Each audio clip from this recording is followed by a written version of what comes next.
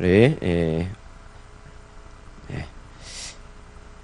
유대인식으로 인사 한번 해보겠습니다. 나중에 되는데 우리 한번 오른손 들고 할렐루야, 할렐루야, 아멘, 아멘, 아멘. 네, 히브리어 너무 잘하시네요. 대단하십니다. 오늘 이 본문 무슨 의미가 있는지 이 본문을 통해서 영광스러운 복음과 율법이라는 제목으로 은혜를 나누길 원합니다. 그 전에 복습 차원에서 다시 신명기 6장으로 한번 돌아갔다가 오도록 하겠습니다. 신명기 6장을 펴주시기 바랍니다.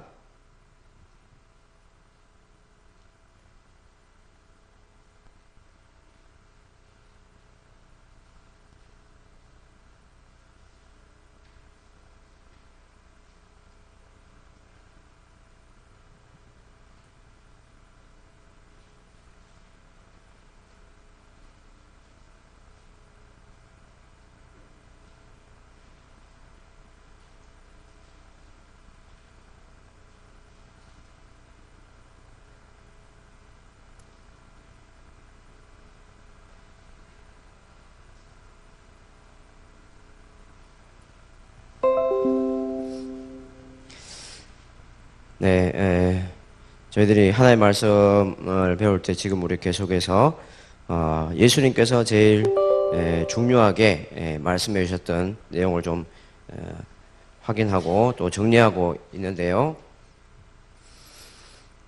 신명기 6장에 거기 6절에 보시면 오늘 내가 내게 명하는 이 말씀을 너는 마음에 새기고 라는 말씀을 할 때 이 말씀이 어떤 말씀을 가르친다고 제가 말씀을 드렸는데 혹시 낮에 공부하신 분 십계명을 가르친다. 물론 또 다른 견해도 있기도 있지만 오늘 내가 내게 명하는 이 말씀은 십계명을 가르치는 것으로 그렇게 봅니다. 그리고 십계명을 중심으로 613개로 확대되고 그 다음에 더 확대되면 구약 전체, 그 다음에 우리는 기독교인이니까 복음까지 더 확대될 수 있겠다, 그런 말씀을 합니다. 그래서 어쨌든 제일 핵심은 십계명이다.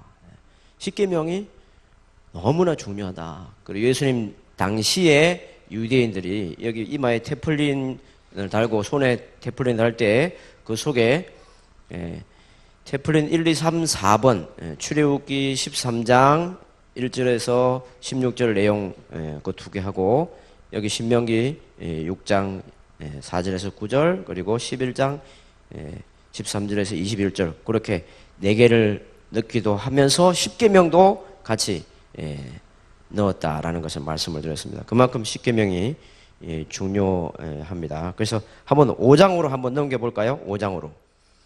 6장 바로 앞에 5장이 있는데 여기 5장에 십계명 말씀을 다시 반복하고 있습니다. 그죠? 십계명 6절부터 보겠습니다. 나는 너를 애국 땅 종되었던 집에서 인도하여 낸 내 하나님 여호와라. 나 외에는 다른 신들을 내게 두지 말지니라.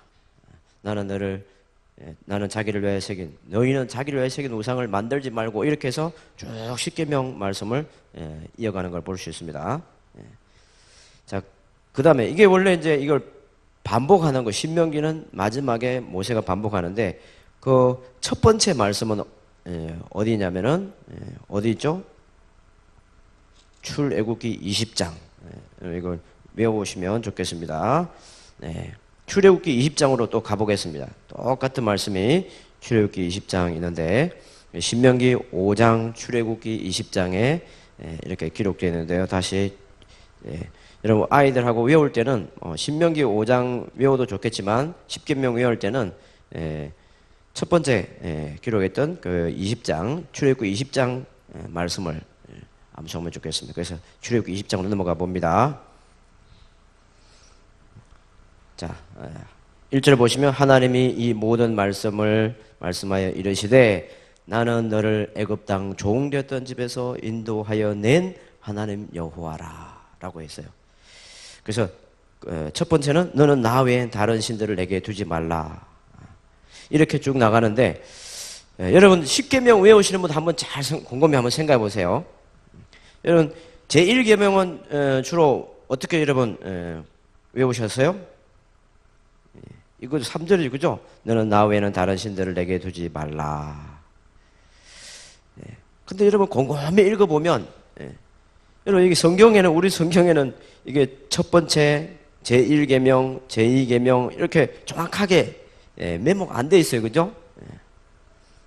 그런 부분이 분명히 있습니다. 여러분 제가 첫날에 어제 저녁에 말씀드린 것처럼 우리가 들고 있는 이 번역 성경이 번역된 거고 문화적으로 히브리적 문화이기 때문에 이 성경이 절대로 쉽지 않다. 그런 말씀을 드렸습니다. 저는 성경을 계속 읽으면서 제가 유대인 만나기 전에도 십계명 읽을 때마다 뭔가 이상한 걸 느꼈어요. 여러분도 아마 이 중에 성경을 최소한 100번 이상 읽은 분들은 느꼈을 수 있을 것 같아요. 그죠? 대답이 없으시네. 조용히. 이렇게 조용할 수가 있을 것 같아요. 자 보세요. 3절부터 자 우리가 주로 아는 것은 너는 나 외에는 다른 신들을 내게 두지 말라. 이거는 1계명. 2계명은 4절부터 6절까지로 되게 일반적으로 그렇게 하는데 근데 여러분 보세요. 3절하고 4절, 5절, 6절 읽어보면 똑같은 이야기 하는 것 같지 않아요? 너는 나 외에 다른 신을 내게 두지 말라. 여기 다른 신은 우상이잖아요. 너는 나 외에 다른 신을 내게 두지 말라. 이거 우상 숭배하지 말라는 이야기 아니에요? 그 다음에 너는 너를 위하여 새긴 우상을 만들지 말고 이거는 구체적으로 우상 숭배를 하지 말라는 항목을 이야기하는 것 같지 않나요? 네. 저는 성경을 읽다가 똑같은 이야기 같은데 1계명, 2계명이 이렇게 알고 있다가 유대인들 만나서 보니까요. 제가 궁금하게 여겼던 게 해결이 됐어요. 여러분 이 10계명을 유대인들이 이야기할 때 여러분 우리가 천주교가 10계명을 이렇게 규정하는 거하고 우리하고 또 틀립니다. 천주교는요. 우상을 숭배하지 말라. 요 계명을 쏙 빼버리고 10번째 계명을 둘로 나눠서 자기들 또 10계명을 만들었어요. 그래서 천주교는 우리랑 10계명 구조 자체가 또 틀려요. 그 이제 유대인들이 10계명을 어떻게 하는지 이거 저는 궁금해한 적 없어요? 눈빛을 보니까 한 3분의 1은 궁금해했던 것 같아요. 할렐루야. 네네. 감사합니다. 저는 늘 성경을 읽을 때마다 유대인들은 이걸 어떻게 이야기했을까 늘 궁금했어요. 그런데 알아보니까 여러분 유대인들이 제1계명을 뭘로 보냐면 2절을 제1계명으로 봅니다. 그리고 3절부터 6절을 묶어서 2계명으로 봤어요. 그래서 3절부터 6절까지는 동일하게 우상 숭배하지 말라 이 계명으로 보고 그러면 2절이 뭐냐면은 나는 너를 애굽 땅 종되었던 집에서 너를 인도하여 낸 하나님 여호와다. 이 말씀을 유대인들은 그대로부터 1계명으로 했어요. 그런데 우리 기독교는 특히 이방 기독교에서는 이 계명을 그냥 10계명의 서론 점으로만 생각하고 그냥 쉽게 넘어간 거예요. 그죠? 10계명의 서론이다.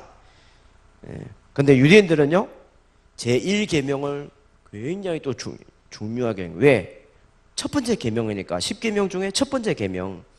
실천할 때는 방법적인 부분에서, 교육적 효과 부분에서 제5계명 부모 공경하는 훈련을 굉장히 중요하게 여기면서 하지만, 이론상으로 실제로 제일 중요하게 여기는 건 뭐니 뭐니 첫 번째 계명이에요. 어제도 말씀드렸지만 히브리어가 가지고 있는 뉘앙스가 있습니다. 우리가 가지고 있는 뉘앙스 말고 도둑질하지 말라. 이게 이제 유대인들은 유괴하지 말라. 사람을 훔치지 말라라고 해석을 한다고 했습니다. 그리고 그냥 하지 말라기보다는 제발 훔치지 말았으면 간절한 이런 뉘앙스예요. 그러면 여기 이 2절을 유대인들은 어떻게 이해했냐면, 나는 너를 애굽 땅 종되었던 집에서 너를 인도하여 낸 내 하나님 여호와니라. 이 말씀을 하나님께서 직접 하신 거예요. 유대인들의 전승에 의하면 하나님께서 이 첫 번째 계명 2절과 그 다음에 3절에서 6절까지는 실제로 진짜 하나님의 목소리로 들려주셨다고 해요. 그만큼 중요하다는 거예요. 하나님께서 이 모든 말씀을 일러 이르시되, 나는 너를 애굽 땅 종되었던 집에서 너희를 인도하여 낸 내 하나님 여호와라. 눈치가 빠른 분은 이제 좀 할 것 같아요. 여러분, 첫째 날에 우리가 6월절이 얼마나 중요한지, 유대인들이 고대로부터 6월절을 얼마나 강조했는지 그걸 말씀드렸습니다. 그게 곧 십자가로 연결되는 거잖아요. 그래서 유대인들은 매일매일 구원의 확신, 우리가 구원받은 것이 우리가 홍해를 건넌 것이고 얼마나 감격적인 것이고, 나는 선택받은 백성이고 완전 물 건너 온 사람이고 물 건너지 않은 사람하고 완전히 다른 존재라는 인식을 자녀들에게 계속해서 시키는 거예요. 우리는 선택받은 백성이다. 완전 물 건너 온 사람들이다. 이 이야기를 매일 그리고 절기 때는 더 강하게 하는 거예요. 근데 여기 유대인들이 제1계명으로 계속해서 이해했던 이 2절 말씀이 동일하게 6월절을 기억하는 거예요. 자, 보세요. 나는 너를 애굽 땅 종 되었던 집에서 인도해 내었다. 이 사실을 먼저 선포하는 거예요. 하나님은 이스라엘 백성들을 대할 때, 내가 너희를 그 애굽, 그 죄악에 만연되어 있던, 그 우상에 만연되어 있던 그 애굽, 온갖 수평 문화가 창궐했던 바로 그 애굽, 너희를 죽이려고 달려들었던 그 못된 애굽, 그 애굽에서, 그리고 종되었던, 너희가 종되었다, 종. 그리고 신약에 가면 사도 바울이 그래서 죄의 종노릇 하는 우리 인간의 모습을 비유적으로 나타낸 거다, 그렇게 이야기합니다. 여러분, 우리가 예수님 믿기 전에 죄의 종노릇 하던 그 순간, 사탄의 종노릇 하던 그 순간이 얼마나 참혹한 순간이었는지 매일매일 우리는 기억해야 된다는 거예요. 십자가를 매일매일 기억해야 된다는 거예요. 이걸 유대인들은 한 거예요. 그러면 예수님의 제자들도 이렇게 했을 거고, 예수님도 이렇게 했을 거고, 사도 바울도 그렇게 했다고 보는 거예요. 나는 너를 애굽 땅 그 종되었던 집에서 너희를 인도하여 낸 내 하나님 여호와니라. 이게 어떻게 명령이 되겠나 싶어도요. 이게 하나님께서 이렇게 말씀하시지만 뉘앙스로는 우리가 뉘앙스로 알아차려야 되는 거예요. 하나님이 내가 너희를 이렇게 인도해낸 것은 잊어버리지 말고 꼭 기억해야 된다. 그래서 그 말씀을 먼저 했다는 거예요. 그래서 여러분, 우리가 6월절이 이렇게 중요하구나. 그 십계명이 또 이렇게 연관되어 있고 십자가 연관되어 있구나 라는 사실을 알아야 될 것 같습니다. 다시 신명기 6장으로 돌아갑시다. 신명기 6장으로. 신명기 6장으로 들어가면요, 6장 4절에 이스라엘아 들으라, 우리 하나님 여호와는 오직 유일한 여호와시니 라고 했어요. 쉐마 이스라엘 아도나이 엘로헤누 아도나이 에하드 이렇게 끝나는데요, 이게 또 너무 중요합니다. 6장 4절이. 여러분, 저는 여러분 우리 훌륭한 우리 운하교회 성도님들 정도 되면 최소한 지금 쉐마 교육을 여러분이 또 어쨌든 공부를 좀 하고 계시니까, 많이 안 하셨죠? 조금 하고 계시죠? 조금 하고 계시니까 신명기 6장 4절 정도는 좀 히브리어가 어떻게 생겼는지 들어가서 좀 찾아보고 구경도 해보고 그러면 좋겠어요. 그래서 여러분, 저녁이지만 어떻게 생겼는가 그것만 제가 보여드릴게요. 괜찮으시죠? 네. 다른 교회 가면 이렇게 안 하는데, 우리 운하교회이기 때문에 그 정도 실력이 되기 때문에 외우라고 안 할 테니까요. 너무 걱정하지 마시고.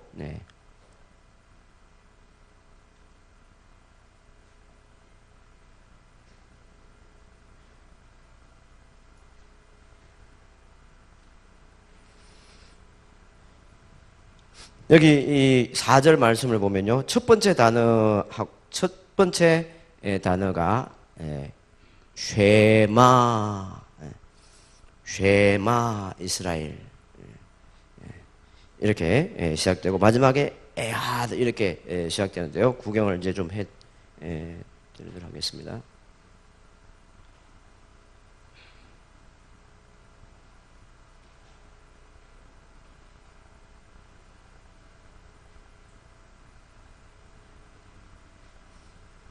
PPT 준비되셨겠죠?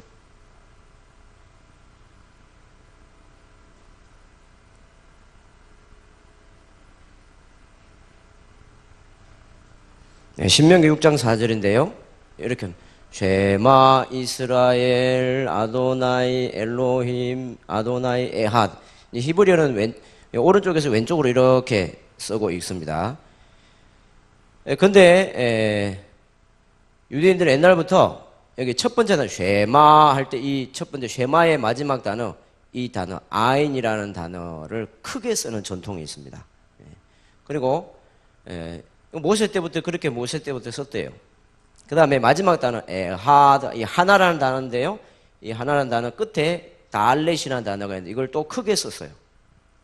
그리고 이걸 이 두 글자를 이렇게 크게 썼기 때문에 유대인들은 딱 보면 이렇게 한 글자로 또 봅니다. 이게 6장 4절이 너무 중요하니까요. 그래서 이 두 개를 합치면 엣이라는 단어예요. 히브리어. 한번 할렐루야 아멘도 잘 하시는 거 보니까 이 정도는 분명히 할 수 있어요. 엣 따라가 봅시다. 엣 또는 엣인데 증인이라는 단어예요. 너희는 증인이 되라. 너희는 증인이다. 그래서 구약 성경에 보면 하나님의 증인, 여호와의 증인이라는 뜻이 있습니다. 여러분 이단들이요 보면 좋은 단어는 다 가져갔어요, 그죠? 신천지 이거 엄청 좋은 단어예요. 새 하늘 새 땅을 한문으로 한 거 아니에요. 그러면 여호와의 증인 엄청 중요한 단어인데 가가지고 괜히 또 똥물을 튀겼어요. 근데 이제 그런데 현혹되지 말고 중요한 거는 우리가 잘 해야 되겠죠. 제7 안식일 예수 재림교. 여러분 제7 안식일이 굉장히 중요한데 안식교가 그걸 또 가져가지고 굉장히 또 그죠 흠집을 내고 있어요. 여러분 하나님의 정인이라고 했을 때 이 엣이 성경에서 구약 성경에서 굉장히 중요한 거예요. 그러면 이게 무슨 의미냐면은 쉐마 명령을 순종하는 것 자체가 하나님의 정인이다. 여러분 우리가 정인된 삶을 살아야 될 거 아니에요. 오직 성령이 너희에게 임하시면 너희가 권능을 받고 예루살렘과 온 유대와 사마리아와 땅 끝까지 이르러 내 뭐가 되리라? 증인이 되리라. 우리는 이방 기독교인이니까 그게 무슨 말인지 감각이 둔한데 유대인들은요 그게 무슨 말 하는지 딱 아는 거예요. 증인. 오직 성령이 너에게 마시면 너희가 권능을 받고 예루살렘과 온 유대와 사마리아와 땅 끝까지 이르러 증인이 되라. 그러면 그 구체적으로 그냥 예수님께서 부활하셨다는 것만 증거해 하라는 거냐? 우리는 그렇게 알지만 유대인들은 그렇게만 알고 있지 않았다는 거예요.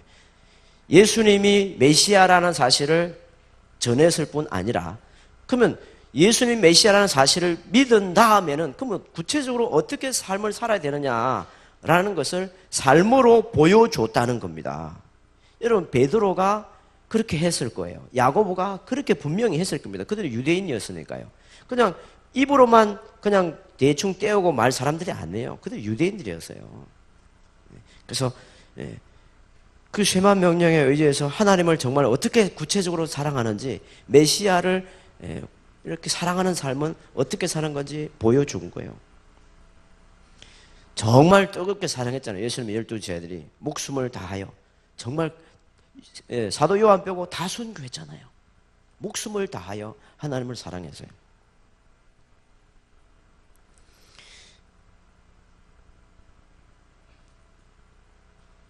그래서 여기 실제로 성경 우리가 지금 여러분이 아마 신학을 여기 신학 공부하시는 분 있을 거예요. 여러분 집에 가서 이제 BHS 찾아보세요. 이게 크게 되어 있나 안 되어 있나. 근데 크게 인쇄까지 되어 있는데도 도대체 저게 무슨 말인지 웬만한 신학교에서는 이게 한국 일반 뭐 신학교에서는 잘 안 가르치는 거예요. 예. 저걸 왜 저렇게 저때부터 인쇄를 크게 했는지 몰랐죠. 예. 네, 이렇게 되어 있습니다. 정인이라는 것입니다. 정인.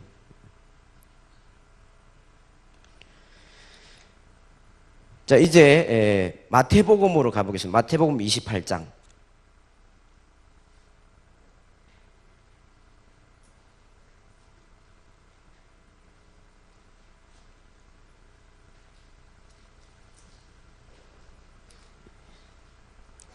마태복음 28장 19절. 잘 아는 말씀이죠? 자, 16절부터 볼까요? 11 제자가 갈릴리에 가서 예수님께서 지시하신 땅에 이르러 했습니다. 여기 11 제자는 유대인인가요? 이방인인가요? 네, 다 유대인들이에요.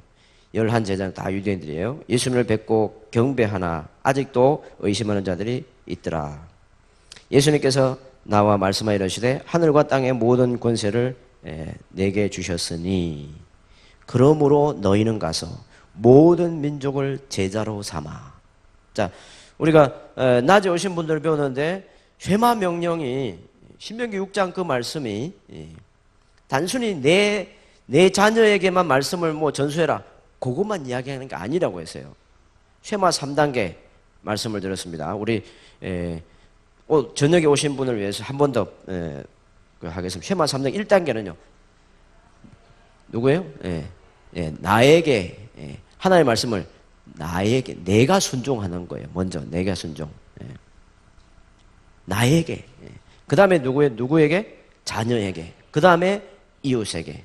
그래서 1단계는 나에게, 2단계는 자녀에게, 3단계는 이웃에게. 이 이웃이 레아라는 단어인데 뭐예요? 히브리어 개념으로 나 이외의 모든 사람이 레아가 되는 거예요. 그죠? 그러면 열방까지 다 여기 들어가는 거예요. 그래서 유대인들에게는 그런 개념이 분명히 있었어요.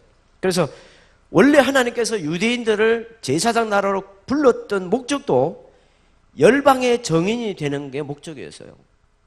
열방에 가서 너희들이 하나님의 정인의 삶을 살아라. 근데 뭐예요? 입으로만 주워 숨기지 말고 실제로 구체적인 삶을 보여줘야 되는 거예요. 너희는 가서 모든 민족을 제자로 삼으라. 이 말씀을 예수님이 여기서만 처음 말씀하신 게 사실은 아닙니다. 구약에도 이 말씀을 하셨던 거예요.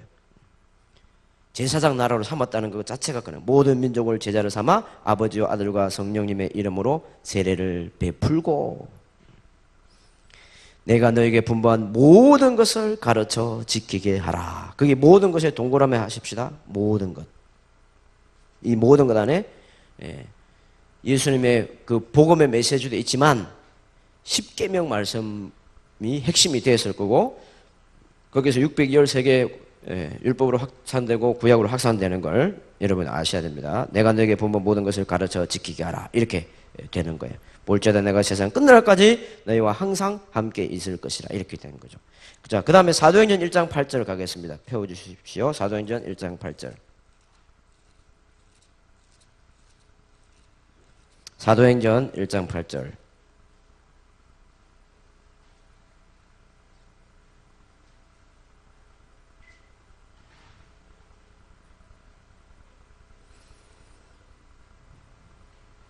(6절을) 보시죠. 6절부터 보겠습니다. 그들이 모였을 때 예수님께 제자들이 질문을 합니다. 이 사건은 뭐예요? 예수님께서 이제 죽은 다음에 부활하시고 40일 동안 이 땅에서 당신을 나타내시다가 승천하실 기약이 됐어요. 승천하기 직전에 마지막에 이루어졌던 이야기입니다. 제자들이 예수님께 질문합니다. 예수님, 이스라엘 나라를 회복하시는 때가 지금입니까? 라고 했더니 예수님께서 이러시기를 때와 시기는 아버지께서 자기 고난에 두셨으니 너희는 알 바가 아니고 오직 성령님이 너희에게 임하시면 너희가 권능을 받고 예루살렘과 온 유대와 사마리아와 땅끝까지 이르러 내 애드가 될지니라. 이 책은 헬라어로 기록됐지만 예수님은 히브리어나 아람으로 이 말을 하셨을 걸로 봅니다. 그러면 예수님께서 당연히 여기 이 헬라어는 마르투스라는 단어이지만 원래 히브리어는 에드였기 때문에 예수님께서 이 말씀을 그게 다 제자들이 유대인들이니까 에드라는 단어를 썼을 거예요. 너희는 내 에드가 될 것이니라. 이렇게 분명히 하실 거예요. 유대인들은 이게 무슨 말인지 아는 거예요. 내 정인. 그래서 여러분 보세요. 그게 동그라미 하세요. 동그라미. 진하게 하세요.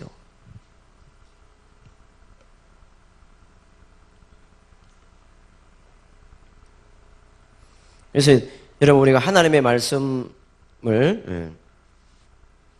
입술로만 그냥 증거하는 게 절대 아니라는 거예요. 그냥 선교지에 갔을 때도 그냥 맛있는 거 그냥 좀 갖다 주고 건물 지어주고 뭐 이 정도 가지고 되는 게 아니라 구체적으로 삶을 어떻게 사는지 그걸 보여주는 거예요. 그걸 보여줘야 된다는 거예요. 저도 인도네시아 선교사로 1년 가서 봉사하고 돌아와서 지금 교회를 개척하고 지금 여기 이제 10년째 교회를 섬기고 있는데요. 저는 선교지에 어떤 마음을 가져갔냐면은 선교지의 현장을 직접 보면서 1년 동안 인도네시아에서 교회를 원주민 교회를 개척하면서 선교지를 어떻게 후원해야 되느냐 이 관점이 굉장히 궁금했어요. 그리고 이제 돌아와서 저도 쉐마를 만나고 하나님께서 저에게 주신 그런 메시지 음성은 선교지를 후원할 때 굉장히 중요한 게 빵을 두고 떡을 주는 것도 중요하지만 어떻게 사는 건지 모델을 보여주는 게 너무나 중요하다. 그 말씀을 해주셨어요. 그 말씀이 바로 이 말씀이라는 걸 제가 깨달았어요. 지금은 제가 선교지로 지금 다 안 갑니다. 근데 지금 전 세계 각국에서 저희 교회까지 와요. 일산까지. 그래서 그 각국에서 와서 어떻게 하는 건지 보고 배우는 거예요. 놀랍게도 어떤 일이 일어나냐면요. 아프리카에서 거기 아프리카의 엘리트들이 지도자들이 저희 교회 싱글들이 20대 30대 싱글들이 우리 교회에 와서 방학 때마다 이 쉐마에 대한 쉐마 명령에 대해서 배우고 가는데요. 가정 모습도 보고 교회를 하는 것도 보고 학교 운영하는 것도 보고 배워가는데 그들이 안타깝게 그 고백하는 게 뭐냐면요. 아프리카에는 일부 다처제가 굉장히 심하다는 거예요. 그 이제 그 청년들 이야기 쭉 들어보니까 사실 안색이 별로 안 좋아요. 얼굴이 좀 진해서 안색이 잘 드러나진 않지만 본인들이 다 이야기를 이렇게 숨길 수 없는 거예요. 그래서 물어보니까 그 친구들도 다 아버지가 둘인 친구도 있고 엄마가 둘인 친구도 있고 다 복잡한 거예요. 그래서 이걸 교육을 다 하고 제가 그 친구들에게 이걸 이제 너희들 이걸 할 거냐 말 거냐 했을 때 정말 어려워했어 이들이. 이게 자기들이 그 문화 속에서 이 쉐마 명령을 이루어간다는 게 너무 사실 어렵잖아요. 근데 그들이 하겠다고 그렇게 결심을 하더라고요. 어렵지만 해보겠습니다. 그래서 제가 그렇게 이야기했어요. 가서 열심히 해봐라. 근데 너무 힘들면 나를 불러라. 그러면 아프리카에 가서라도 내가 한번 도와줄 테니 그랬더니 너무 좋아하더라고요. 그래서 아마 그들은 이제 시집장가 가고 아기를 낳아야 되니까 아직 시간이 있으니까 아마 한 10년 정도 있으면 꽤 많은 청년들이 배웠기 때문에 아프리카에서 도움 요청하면 또 가줘야 되겠죠. 이렇게 이러면 이 쉐마 명령을 통해서 애도의 삶을 이렇게 살 수 있는 거예요. 보여주는 거예요. 어떻게 사는지 구체적으로 보여줄 필요가 있다는 거예요. 자, 그 다음에 사도행전 2장 43절 보십시다. 42절. 그래서 12월 지나서 성령이 임재한 거 아니에요. 그죠? 그리고 이들이 어떻게 삶을 살았느냐. 이 예수님의 제자들이 한번 보십시오. 이들이 모인 무리들 어떻게 하면 42절? 여러분 잘 아는 말씀이죠? 그들이 사도의 가르침마다 서로 교제하고 떡을 떼며 오직 기도하기를 힘쓰니라. 이게 다른 게 아니에요. 이 떡을 뗀다는 말이 각 가정에서 거룩한 예배를 드리는 모습이에요. 성만찬을 하고 애찬식을 하는 그런 모습이에요. 43절, 46절을 보세요. 날마다 마음을 같이하여 성전에 모이기를 힘쓰고 그 다음에 집에 있을 때 또 떡을 떼기도 하고 기쁨과 순전한 말씀으로 음식을 먹었다. 이게 이렇게 다 연결되는 거예요. 그 다음에 이제 이 정도 하고 여러분이 볼 수 있는 게 사실은 디모데전서예요. 이 정도 배워야 디모데전서 1장을 이해할 수 있는 겁니다. 디모데전서 1장 다시 펴주시기 바랍니다. 도대체 사도 바울이 무슨 이야기를 하는 거냐. 여러분, 사도 바울은 그의 삶에 대해서 자세한 기록은 없지만 여러 정황을 볼 때 많은 학자들이 연구해 본 결과 사도 바울은 결혼을 한 것 같다는 거예요. 사내들인 공회 이런데 그 공회원인 것 같기도 하고 여러 가지 지도자로서의 모습 보면 이거 싱글이 할 수 없는 일들을 하고 있었어요. 그러면 사도 바울은 결혼을 했을 거예요. 근데 예수님을 믿는 바람에 양가에서 다 그냥 버림받은 거예요. 친가에서도 버림받고, 그 다음에 처가에서도 버림받고. 여러분, 사도 바울의 글 보면 자기 가족 누구에 대한 언급 없잖아요. 그리고 오히려 로마서를 보면 자기의 가족이 믿지 않는 것에 대해서 너무나 힘들어하는 그런 모습을 보는 거예요. 여러분, 그러면 사도 바울은 이 쉐마 명령을 어떻게 순종을 합니까? 사도 바울은 쉐마의 1, 2, 3단계를 잘 아는 분이에요. 내가 하나님의 말씀을 순종하고 내 자녀에게 순종하고 내 이웃에게 순종하는 게 쉐마 명령인데, 내 지금 자녀는 내가 지금 돌볼 수 없지만 내 영적 자녀를 내가 가르치는 게, 내가 제자 삼는 게 얼마나 중요한지 알잖아요. 그렇기 때문에 사도 바울은 열심히 자기 아들은 아니지만 많은 제자를 키웁니다. 그 중에 가장 또 훌륭한 제자가 디모데 아니에요. 그러니까 여기 계신 우리 여러분들이 생각할 때, 나는 아들도 없고 딸도 없고 뭐 나는 다 십자가 보내고 나는 뭐 나이도 많고 그리고 나는 뭐 또 여기 쉐마하고 전혀 상관이 없는 것 같다. 그렇게 생각하면 착각, 대착각이래요. 그죠? 그래서 내 스스로도 하고, 그 다음에 내 아들이 아니지만 영적 아들, 제자 양육 삼는 것을 해야 되는 가장 또 탁월한 모델이 사도 바울이에요.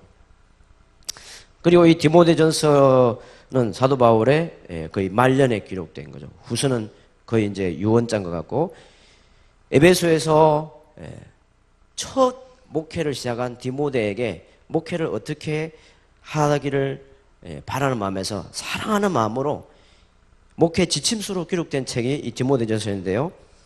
여러분, 이 책에서 10계명을 다시 언급하는 걸 봐야 됩니다. 10계명이 얼마나 중요하냐는 거예요.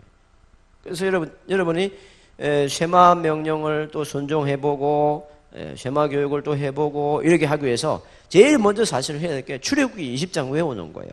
나이가 많거나 적거나 할 것 없고 전부 다 가능한 한 출애굽기 20장은 지금부터라도 자꾸 외워볼 수 있기를 바랍니다. 자, 우리 좌우 사람 격려하겠습니다. 당신도 외울 수 있습니다. 진짜 외울 수 있습니다. 저녁 먹고 좀 나른할 수 있으니까 서로 좀 안마 좀 하겠어요. 자, 우양우. 서로 안마, 어깨 좀 만져주세요. 서로 이렇게. 안마, 이거, 한글입니다. 한글. 제가, 어깨 좀, 우리 저기, 장로님들도 서로 담임 목사님도 좀 물어주시고, 네네. 어깨를 좀 만져주세요. 우리 목사님하고 둘이 서로 사이좋게 사이 좋은 척 좀 해보세요. 우리, 여기 목사님도 이쪽에 오세요. 혼자 있지 말고. 자, 혼자 있으면 안 됩니다. 혼자 있다가 사탄한테 유혹당한다고. 쉐마 명령에 순종하면 절대 혼자 있으면 안 돼요. 자, 주먹 쥐고, 두드리고, 주먹 쥐고.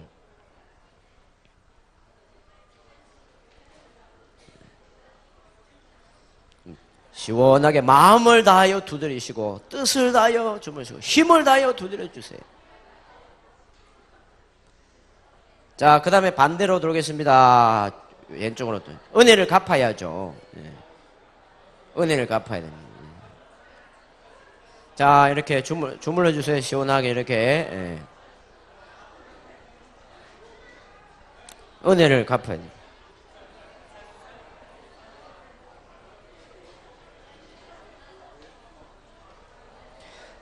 자, 주먹 쥐고 네, 두드려 주세요.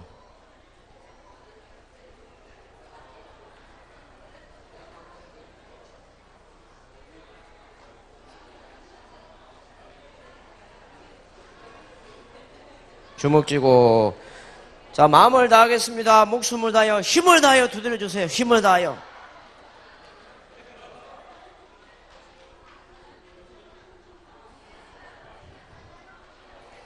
네.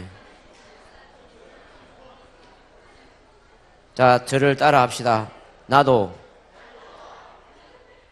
너도 외울 수 있습니다. 자, 5번 반복합시다. 외울 수 있습니다. 시작. 외울 수 있습니다. 외울 수 있습니다. 외울 수 있습니다. 외울 수 있습니다. 외울 수 있습니다. 자, 외우는 방법, 쉬운 방법 하나 더 가르쳐 드리겠습니다. 제일 간단한 방법 뭐라고요?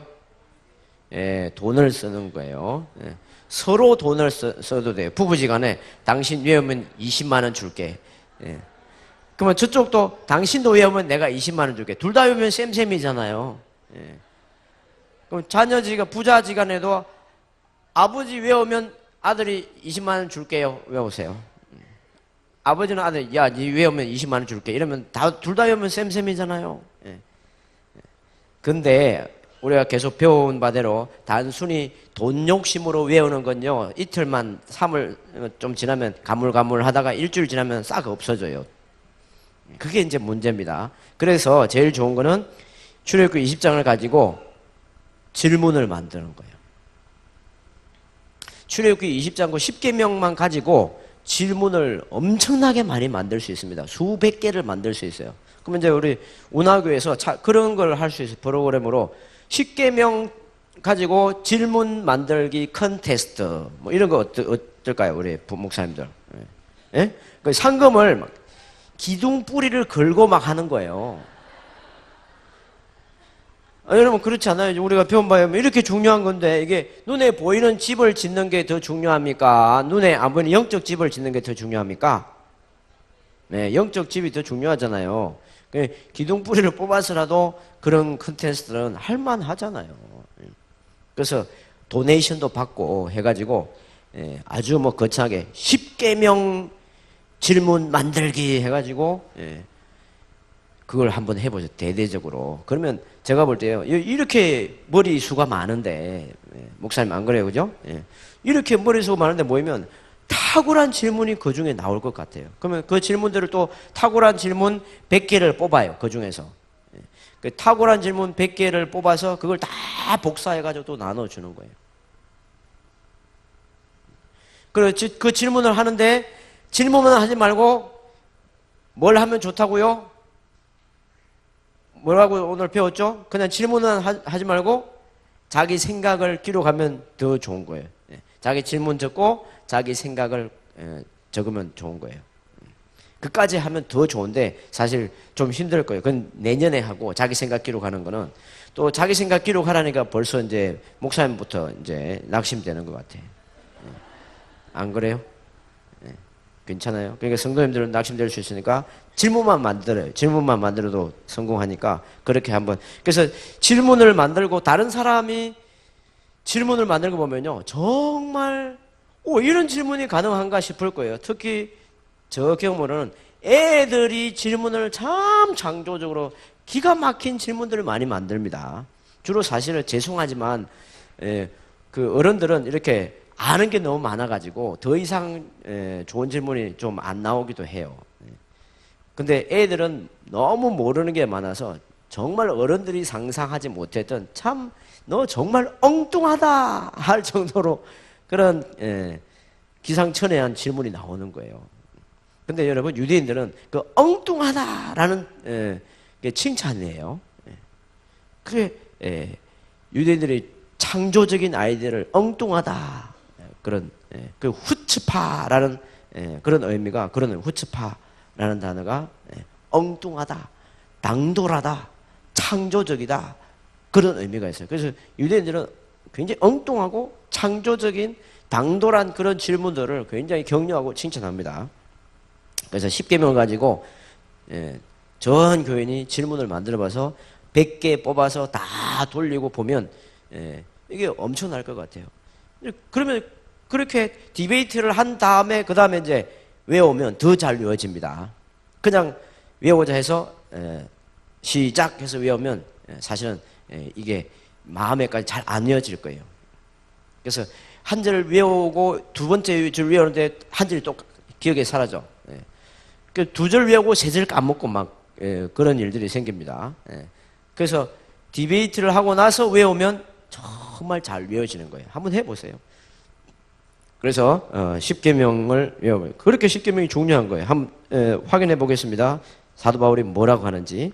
3절 보십시오. 내가 마게도냐로 갈 때에 너를 권하여 에베소에 머물라 한 것은 어떤 사람들을 명하여서 제발 다른 교훈 가르치지 말게 하기 위함이다. 신화나 족보, 끝없는 그런 족보 이야기에 몰두하지 말게 해라.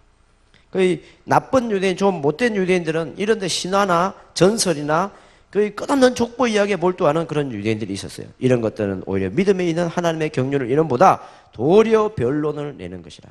이 교훈의 목적은, 이 명령의 목적은 거기에 밑줄 긋읍시다. 청결한 마음, 선한 양심, 거짓이 없는 믿음에서 나오는 사랑을 위함인데, 사람들이 자꾸 여기에서 벗어나 자꾸 헛된 말에 빠지려 하는데, 자기들이 뭐 율법의 선생이 되려 하지만 그 율법, 자기가 말하는 것도 깨닫지 못하고 자기가 확정하는 것도 확실히 알지도 못하면서 확실히 증거한다고 하는데, 그 엉터리 율법 교사들이 많다는 거예요. 유대인들 중에 가짜 유대인, 자칭 유대인이라는 자들. 하지만 율법이 잘못된 건 아니다. 율법이라는 것은 사람이 그것을 적법하게 법 정신대로 정당하게 사용하면 율법은 선한 것임을 우리가 알아야 된다. 여러분, 이 말씀을 잘 연구해 보시길 바랍니다. 지금 우리 한글 번역은 약간 율법에 대한 약간 부정적인 뉘앙스를 풍기는 듯이 번역이 됐는데, 원어를 살펴보고 여러분 경건한 주석들을 읽어보시기 바랍니다. 이 율법에 대해서 아주 긍정히 법 정신대로 정당하게 잘 사용하면 율법은 선한 것이다. 알 것은 이것인데 율법은 옳은 사람을 위하여 세운 것이 아니고, 이거 사실 옳은 사람인 이 번역도 좀 잘못됐습니다. 옳은 사람이 아니라 제대로 보면 의인을 위하여 기록한 것이 아니고 오직 불법하는 자, 죄인을 위하여 기록된 거다. 그런 이야기예요. 자, 제가 묻겠습니다. 여기 의인이 있으면 손들어 보세요. 의인이 있으면 손들어 보세요. 말씀에 이르기를 의인은 없나니 하나도 없다고 했어요. 의인은, 이 땅에 의인은 없나니 한 명도 없어요. 그 사도 바울이 로마서에 기록했던 거고, 그게 원래는 구약에 있었던 이야기예요. 이 땅에 의인은 없나니 한 명도 없다. 이 땅은 전부 다 죄인이잖아요. 그 이야기를 하는 거예요. 우리가 다 죄인이잖아. 이 땅에 의인이 어디 있어?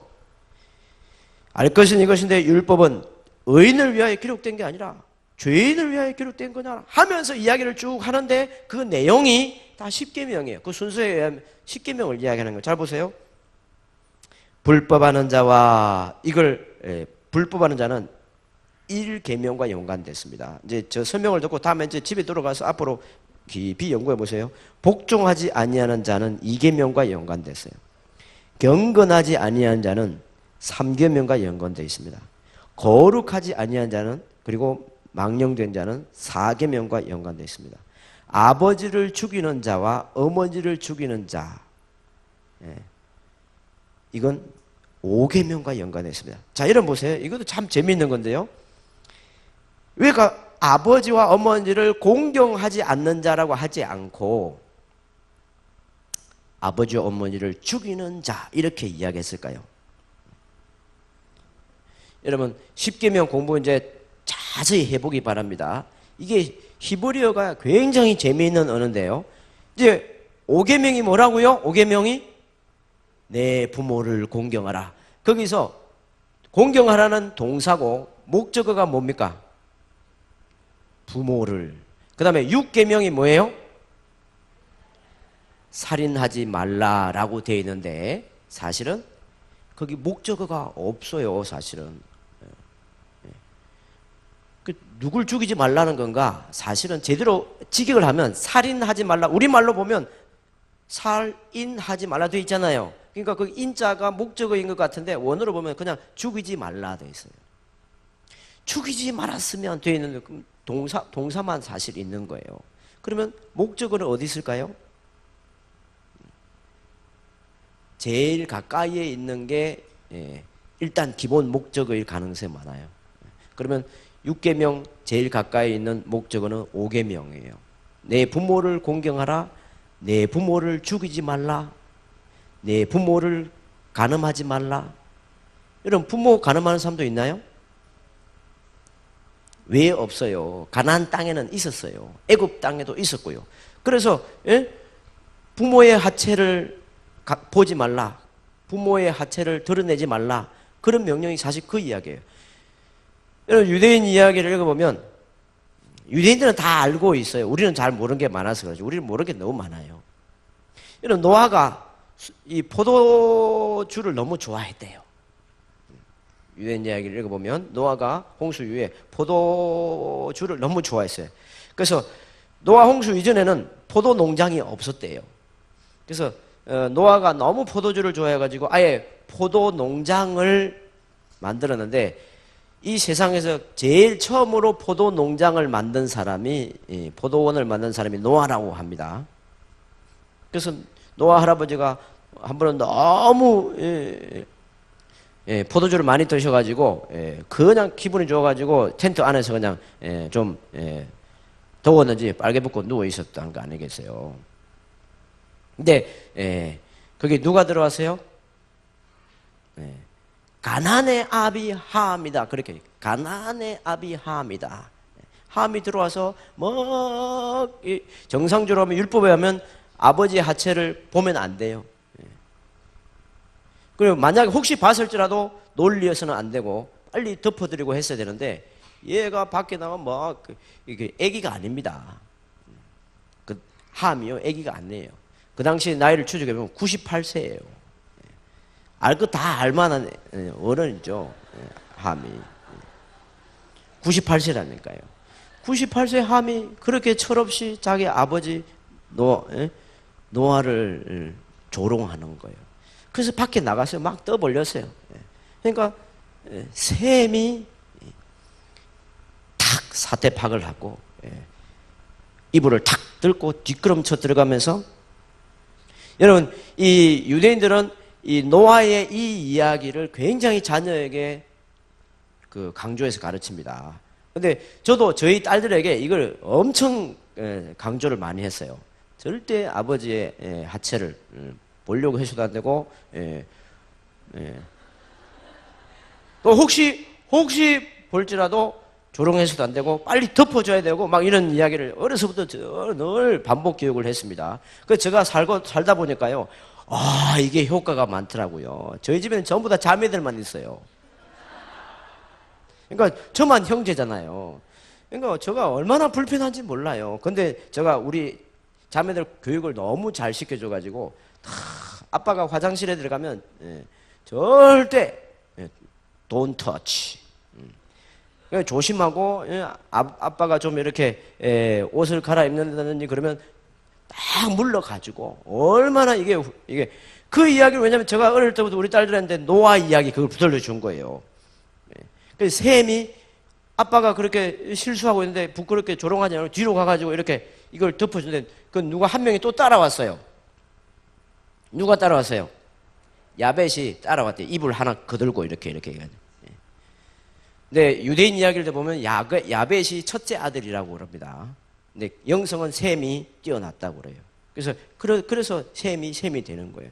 그래서 셈이 늘 솔선수범 이불을 덮어주니까 야벳이 이불 거들어 준 것 가지고 복을 받는 거예요. 야벳도 진짜 복은 셈이 받는 거고 그 이불 거들어 준 것만 해도 복을 받는데 근데 노아가 딱 깨어나가 보니까 이제 사태 파악이 된 거 아니에요. 그래서 그 사소한 이야기 같은데 그걸 가지고 저주를 합니다. 누구를 저주하세요? 가나안을 저주합니다. 함을 저주합니다. 가나안의 아비 함. 그래서 그 이야기를 굳이 왜 모세가 그렇게 중요하게 기록을 할까요? 창세기 기록할 게 그렇게 많은데, 여러분 그 이야기를 보면 도대체 기록할 게 그렇게 없었나? 노아 홍수 위에 좋은 이야기도 많을 텐데 그 많은 이야기 빼고 굳이 그 이야기를 왜 기록했을까요? 지금 가나안 입성을 앞두고 있는 이스라엘 백성들에게 저들은 저주받은 백성이다. 두려워하지 마라. 그게 필요한 거예요. 명분. 저들을 죽일 명분. 하나님께서 저들에게 지금 저주했는데 저들이 지금까지 이렇게 있는 건 그때 저주받은 거고 그 이후에도 회개하지 않았기 때문에 이미 그 문화가 그 유대인들은 이야기는 그런 얘기예요. 도대체 함이 어떻게 했길래 가나안이 어떻게 했길래 우리는 자세히 이야기 없지만 유대인의 전성에 하면 그 첫 번째 모티브는 가나안 함의 아들 가나안이 그렇게 했다 그렇게 해요. 함의 아들 가나안이 먼저 할아버지가 그렇게 빨개 벗고 있는 걸 발견하고 아버지한테 일른 거예요. 그 아버지고 그 가나안이 그렇게 하면 함이 제정신이면 호통을 쳐가지고 내 이놈 해가지고 그런 걸 조롱했어야 되겠냐 하면서 이 모범을 보여야 되는데 부모 공경에 대해서 이게 엇박자를 내는. 그래서 이게 함이나 가나안이 둘 다 그 함과 그들의 가문들이 부모 공경이 잘 안 되는 거예요. 공경이 안 될 뿐 아니라 아비를 죽이는 거예요. 그리고 아비를 간음하는 거예요. 그걸 유대인은 간음으로까지 합니다. 그래서 이제 그게 아비를 간음하지 말라 이렇게까지도 확장되죠. 그 다음에 뭐예요? 아비를 도둑질하지 말라. 아비의 것을 도둑질하지 말라. 이게 유대인들의 번역을 여러분 잘 연구해 보세요. 그냥 물건 도둑질하지 말라는 게 아니고 유괴하지 말라 이런 말이에요. 그 뭐예요? 사람을 도둑질하지 말라. 그러니까 아버지, 부모 자체를 도둑질하지 말라. 그런 의미이기도 해요. 부모 존재 자체를 도둑질하고 부모를 거짓 증거하고 뭐 이런 식으로 가는 기본 해석이 그렇게 가는 겁니다. 그 부모를 도둑질한다는 게 뭐냐? 부모의 몸 자체를 어떻게 유괴합니까? 부모의 자체를 유괴한다는 것 자체가 그게 이제 부모의 정체성을 부모의 말씀을 거역하고 그 다음에 부모의 그 자녀된 도리를 하지 않는 것을 그렇게 다양하게 묘사하는 거예요. 부모를 죽이지 말고 부모를 간음하지 말고 그런 이야기. 그래서 지금 그런 유대적인 전통이 있는 사도 바울이 이렇게 자연스럽게 기록해요. 잘 보세요. 아버지를 죽이는 자와 어머니를 죽이는 자, 이 이야기가 부모 공경과 살인하지 말라는 이야기를 동시에 하는 거예요. 죽이지 말라. 살인하는 자며. 그 다음 보세요. 음행하는 자며 남색하는 자며. 왜 굳이 여기 남색하는 자를 사도 바울이 굳이 이 십계명을 이야기할 때 굳이 썼을까? 이건 유대인들의 전통을 알면은 이게 빨리 캐치하는 거예요. 그때 함의 아들 가나안이 유대인의 이야기를 들어보면 동성애를 했대요. 그러니까 이게 함이란 사람이 동성애 기질이 그때부터 있었다는 거예요. 그리고 가나안도 영향을 받았고, 그래서 할아버지를 동성으로 봤을 수도 있다. 그게 이제 유대인들이 하는 이야기인데 자세한 이야기는 여기서 들려드릴 수 없고 천국에 가서 확인하게 될 것 같습니다. 그런데 바울은 유대인이기 때문에 이런 이야기를 아는, 이게 유대인들은 이게 무슨 이야기인지 다 아는 거예요. 그래서 아비를 부모를 음행하는 자, 음행하지 말며 동성연애 하지 말며, 그 다음에 사람을 후리지 말며, 이게 인신매매를 우리말로 번역하면 사람을 후리지 말며 유괴하지 말며. 여러분, 부모를 유괴시키는 사람 이야기 혹시 여러분 들어본 적 있어요? 부모의 목에다가 칼을 내리고 유괴범처럼 하는 그런 범죄도 일어납니다. 그렇잖아요. 유산 탐내가지고 엄마 보는 앞에서 아버지 목에 칼을 대가지고 저 강남에서 그것도 교수가 자기 부모의 재산을 탐을 내고, 그래서 아비와 어머니 보는 앞에서 칼을 대고 죽이고 그 피범벅을 만들어 놓고 그렇게 못된 짓을 사람이 할 수 있는 거예요. 또 부모를 인신매매하지 말며 팔아먹지 말며 거짓말하지 말며 부모에게 거짓말하지 말고 거짓 맹세하지 말고 부모에게 거짓 맹세하지도 말고 또 기타 다른 교훈을 거스르지 말고 여기 기타 다른 교훈은 10번째 계명 탐욕을 부르지 말고 그 다음에 나머지 612개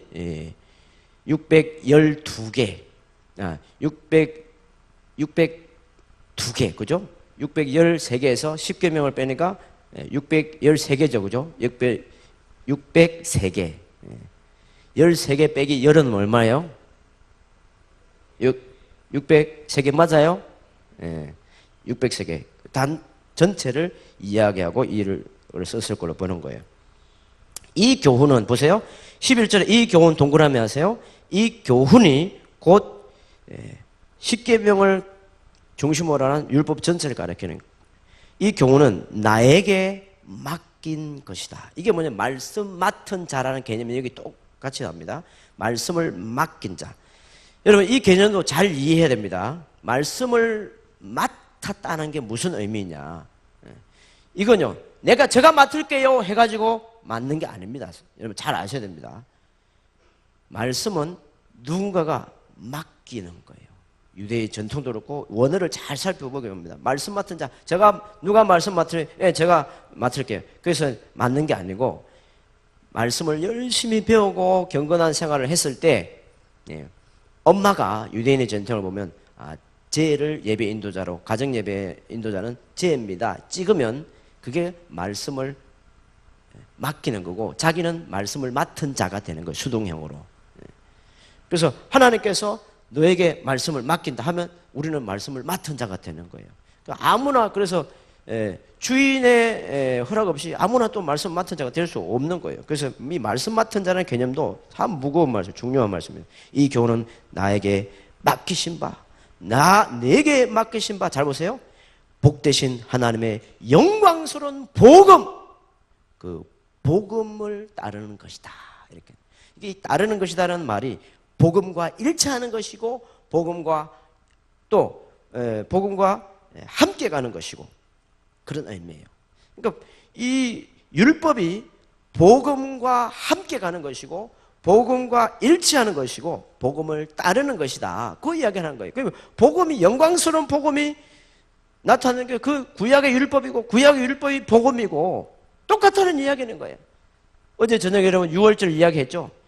6월절이 곧 십자가를 가리키는 거잖아요. 이렇게 연관성이 이렇게 다 되어 있는 거예요. 그래서 여러분 사도 바울이 거의 마지막에 기록한 서신 중에 하나인 이 디모데전서에 이렇게 아들 같은 디모데 이야기하면 다시 사실은 쇠마 명령에 대한 이야기를 하는 거예요. 십계명에 대한 이야기를 한 것 자체가 쇠마 명령에 대해서 이야기하는 것과 동일하다는 거예요. 이 교훈은 내게 맡기신 바 복되신 하나님의 영광스러운 복음. 여러분 우리 기독교 신자들이 복음 얼마나 영광스럽게 여깁니까? 복음 얼마나 영광스럽습니까? 왜 영광스럽습니까? 우리가 지옥 형벌을 받아야 되는데 우리는 한 게 너무나 없는, 특히 우리는 동북아 끝에 사는 우리 이방, 그리고 이방 죄인, 우리는 유대인도 아니고 이방인인데 거기도 죄인이면서 이방인, 우리 같은 더 정말 희망 없는 이런 죄인을 십자가의 그 놀라운 은총으로 거저 우리에게 주셨으니까 얼마나 복된 겁니까? 근데 그것이, 그 복음이 율법과 일치한다는 거예요. 어긋나는 게 아니라 이 교훈은 영광스러운 복음에 따라서 오는 것이고 하나 된 것이다. 그렇게 연결되는 것입니다. 네. 여기까지 하고요. 낮에 했지만 오늘 저녁에만 오신 분을 위해서 저희 아이들이 디베이트하는 그걸 좀 보고 제가 우리 아이들에게 실제로 이제 말씀을 그래서 마음에 새기는 그 장면, 아이들이 어떻게 디베이트 하는지 그걸 좀 보고 쉬도록 하겠습니다. 앞으로 나와 주시기 바랍니다.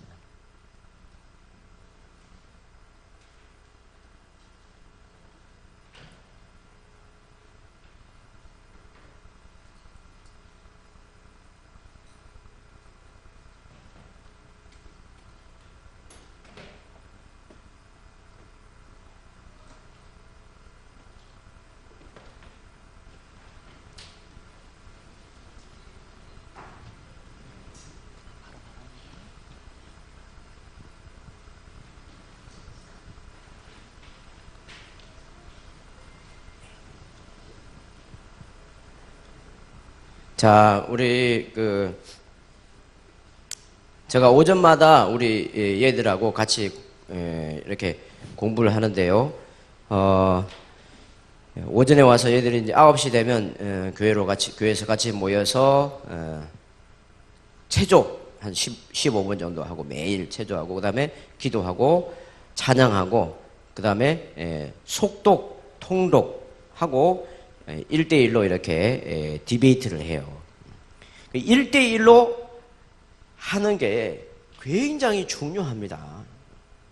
여러분 이 모습을 한번 잘 보세요. 이 모습 지성소에 들어가면 법궤가 있습니다. 법궤 위에 뭐가 있죠? 천사가 2명이서 앉아 있는 거예요. 천사가 날개를 꽉 펴고, 유대인의 율법을 보면 천사를 만들 때 날개를 대충 이렇게 하지 말고 날개를 완전히 비상하듯이 날개를 만들어야 됐다, 그렇게 되어 있어요. 그러면 날개를 천사가 쫙 펼쳐 있는 모습은요, 마음을 다하고 목숨을 다하고 힘을 다하는 이미지예요. 근데 그들의 시선이 2명인데 어디를 가게 만들어야 되냐면은 그 법궤 밑에 뭐가 있어요? 법궤 안에 뭐가 있었죠? 네? 예, 십계명 돌판이 있고 아론의 싹이 났던 지팡이와 만나가 들어있는 항아리가 있어요. 네, 그러면 이 두 천사의 시선은 법궤 밑에 있는 십계명을 향하게 그렇게 만들어야 되는 게 유대인의 할라카예요. 그게 그런 규범들이 자세히 또 있어요. 우리가 성경에 기록되어 있는 그 이외에 또 있습니다. 그게 전통이에요. 그러면 이 모습이 천사들이 디베이트한, 꼭 십계명 두 돌판을 보고 천사들이 디베이트하는 모양이지만 유대인들은 그게 무슨 이야기인지 옛날부터 다 알았어요. 여러분 천사들이 성경 공부한다는 이야기 들어본 적이 있어요? 네, 안 들어본 분은 베드로의 글을 다시 읽어보기 바랍니다. 천사들도 성경 공부하고 싶어 합니다. 천사들도 제가 믿기로는요, 이렇게 1대1로 디베이트해서 공부할 거예요. 여러분, 천사들도 공부 안 하고 무슨 재주로 이게 우리를 돕겠어요. 천사들도 늘 1대1로 공부합니다. 그래서 이 이미지 자체가 굉장히 시크릿이었어요. 얼마나 시크릿했어요? 그 천막으로 다 뒤덮어 놓고 아무나 못 들어갔다니까요. 그래서 거기 들어가면 아주 선택된 제사장들만, 그리고 거기 대제사장만 1년에 한 번 들어갈 때 왔다 총 4회인데 공식적으로 1년에 한 번 들어가는 곳이 지성소예요. 거기에 이 형상이 있는 거예요. 그게 하나님의 토라를 전수하는 비법이라고 그래요. 그래서 여러분 1대1로 하는 거는 유대인들에게서는 선택사항이 아니고 필수사항이었습니다. 탈무드에는 뭐라고 기록되어 있냐면은 혼자 성경 공부, 토라 공부하는 사람은 죄를 짓는 거다, 그런 이야기까지 합니다. 그러니까 혼자 성경 공부 못하게, 왜냐하면 혼자 공부하다가 다 유혹받아요. 여러분 이단의 수장들 보면 죄다 계룡산에 가서 혼자 막 도 닦다가 귀신의 영을 받아가지고 이단이 되는 거예요. 그런 것처럼 혼자 공부하는 것은 딱 귀신의 영을 받기 좋은 거예요. 그러니까 자기가 잘났다고 절대 혼자 나는 할 수 있다 생각하지 말고 디베이트 해라, 검증하라는 거예요. 이게 이런 과정을 통해서 내가 깨달은 게 정말 제대로 깨달은지 검증해야 되는 거예요. 근데 여러분 보세요. 모세가 들어가서 여기 들어갑니다. 모세가 법궤 앞에 들어가서, 모세는 마음대로 들어갈 수 있는 사람이었어요. 아론하고 달랐어요. 그러면 하나님의 음성을 듣는데 하나님의 음성이 어디서 들렸냐면, 이제 성경 자세히 읽어보세요. 여기서 들렸대. 여기서 천사들의 시선이 마주치는 곳, 법궤 위, 여기서 하나님의 음성이 세밀하게 들린 거예요. 그걸 듣고 기록한 게 레위기입니다. 레위기는 전부 다 지성소 안에 들어가서 그 법궤 위에서 잔잔하게 세밀하게 들리는 음성을 받아 적은 거예요, 모세가. 그건 뭐예요? 디베이트 할 때 두 사람이 마음을 다하고 뜻을 다하고 힘을 다하여 디베이트 할 때 여기서 하나님의 음성이 들리는 거예요. 얘도 듣고 얘도 듣고 지나다니는 사람도 듣는 거예요. 저도 얘들이 디베이트 할 때 왔다 갔다 하다 하나님 음성을 듣습니다. 깨달음을 얻고요. 참 너무 좋아요. 근데 얘네들이 이 디베이트 하기 위해서 전날에 집에서 성경을 열심히 읽고 다른 번역서도 연구하고 주석도 연구하고 이것저것 연구해가지고 정석껏 이 디베이트 준비를 하는 거예요. 나중에 이제 그 가시기 전에 특히 여러분들 오늘 이제 저희 오늘 이제 가니까 이게 우리 1, 2, 3번 노트를 가져왔거든요. 좀 관심 있는 분, 저 노트 이렇게 펴 놓을 테니까 한번 구경이라도 좀 꼭 하고 가시길 바랍니다. 이런 노트가 우리 첫째 같은 경우는 벌써 한 몇 권 정도 되니? 노트 번호가 있어. 17번째. 8살 때부터 이게 유대인들이 이렇게 공부해요. 그러니까 유대인들은 교과서가 없습니다. 교과서는 자기가 만드는 거다. 그렇게 해요. 그러니까 이게 글쓰기 훈련도 너무 중요해요. 여러분, 글 쓰는 능력이 얼마나 중요하면 작문 능력. 요즘 애들은요, 글자도 빼뚤빼뚤 써요. 전부 다 이게 막 타이핑 치고 그렇게 하니까 글씨를 못 써요. 글씨를 못 쓰면 안 됩니다. 그래서 글씨도 예쁘게 쓰면서 문장력도 있고 작문 이걸 연습 훈련해야 돼요. 이게 이렇게 하면 그게 되는 거예요. 그래서 정성껏 준비해 가지고 여기서 이제 디베이트를 하는 거예요. 유대인들은 이 디베이트를 숙달된 능숙한 검투사들이 검투장에서 검투하는 때 느끼는 쾌감을 느낀다. 그런 표현을 해요. 그러니까 이제 얘네들은요, 아빠가 이걸 못하게 하면 막 난리예요. 그래서 우리 예시바 석굴에는 뭐 장학금도 없고 상도 없어요. 근데 늘 이들이 받는 상이 이거예요. 디베이트 하면서 지네들이 맛보는 그 기쁨, 딜라이트, 에덴. 여러분, 검투사들 보고 검투장에서 니네들 더 이상 검투하지 마. 그런 말하면 사형선고와 같은 이야기예요. 그래서 그게 너무 재미있으니까 말리면 안 되는 거예요. 근데 얘네들은 이게 너무 재밌는 거예요. 이 세상 어떤 오락 게임보다 재미있는 겁니다. 그래서 준비를 해왔기 때문에 더 재밌는 거예요. 그래서 이걸 1시간 정도 자기들끼리 충분히 하고 그 다음에 제가 이들이 자기들끼리 해결 못한 걸 제가 도와주고 그러거든요. 이런 한번 생각해보세요. 전날에 자기들이 그 본문을 충분히 읽어보고 지금 이제 여러분 성경책 가지고 있는 분은 마태복음 몇 장이지? 8장 펴보시기 바랍니다. 얘네들이 뭔 이야기를 하는지 8장 펴주시고 이제부터 해볼 텐데요. 자, 가위바위보 우선순위죠. 가위바위보 가위바위보, 가위바위보, 가위바위보. 네. 말을 좀 이제 평소에는 좀 빠르게 하는데 듣는 분들이 어린 친구들 있으니까 좀 천천히 좀.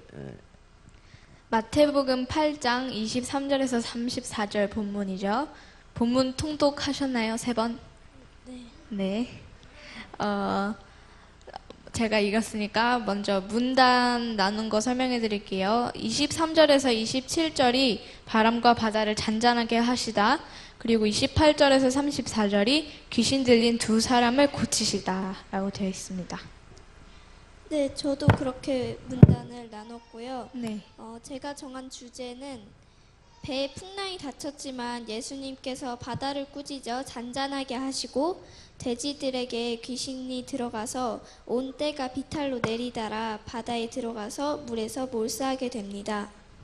네, 제가 정한 주제도 제자들과만 계실 때 보이신 큰 기적이 있었고 또 이방인의 나라에 가셔서 이방인도 차별 없이 도우신 예수님이라고 주제를 정했습니다.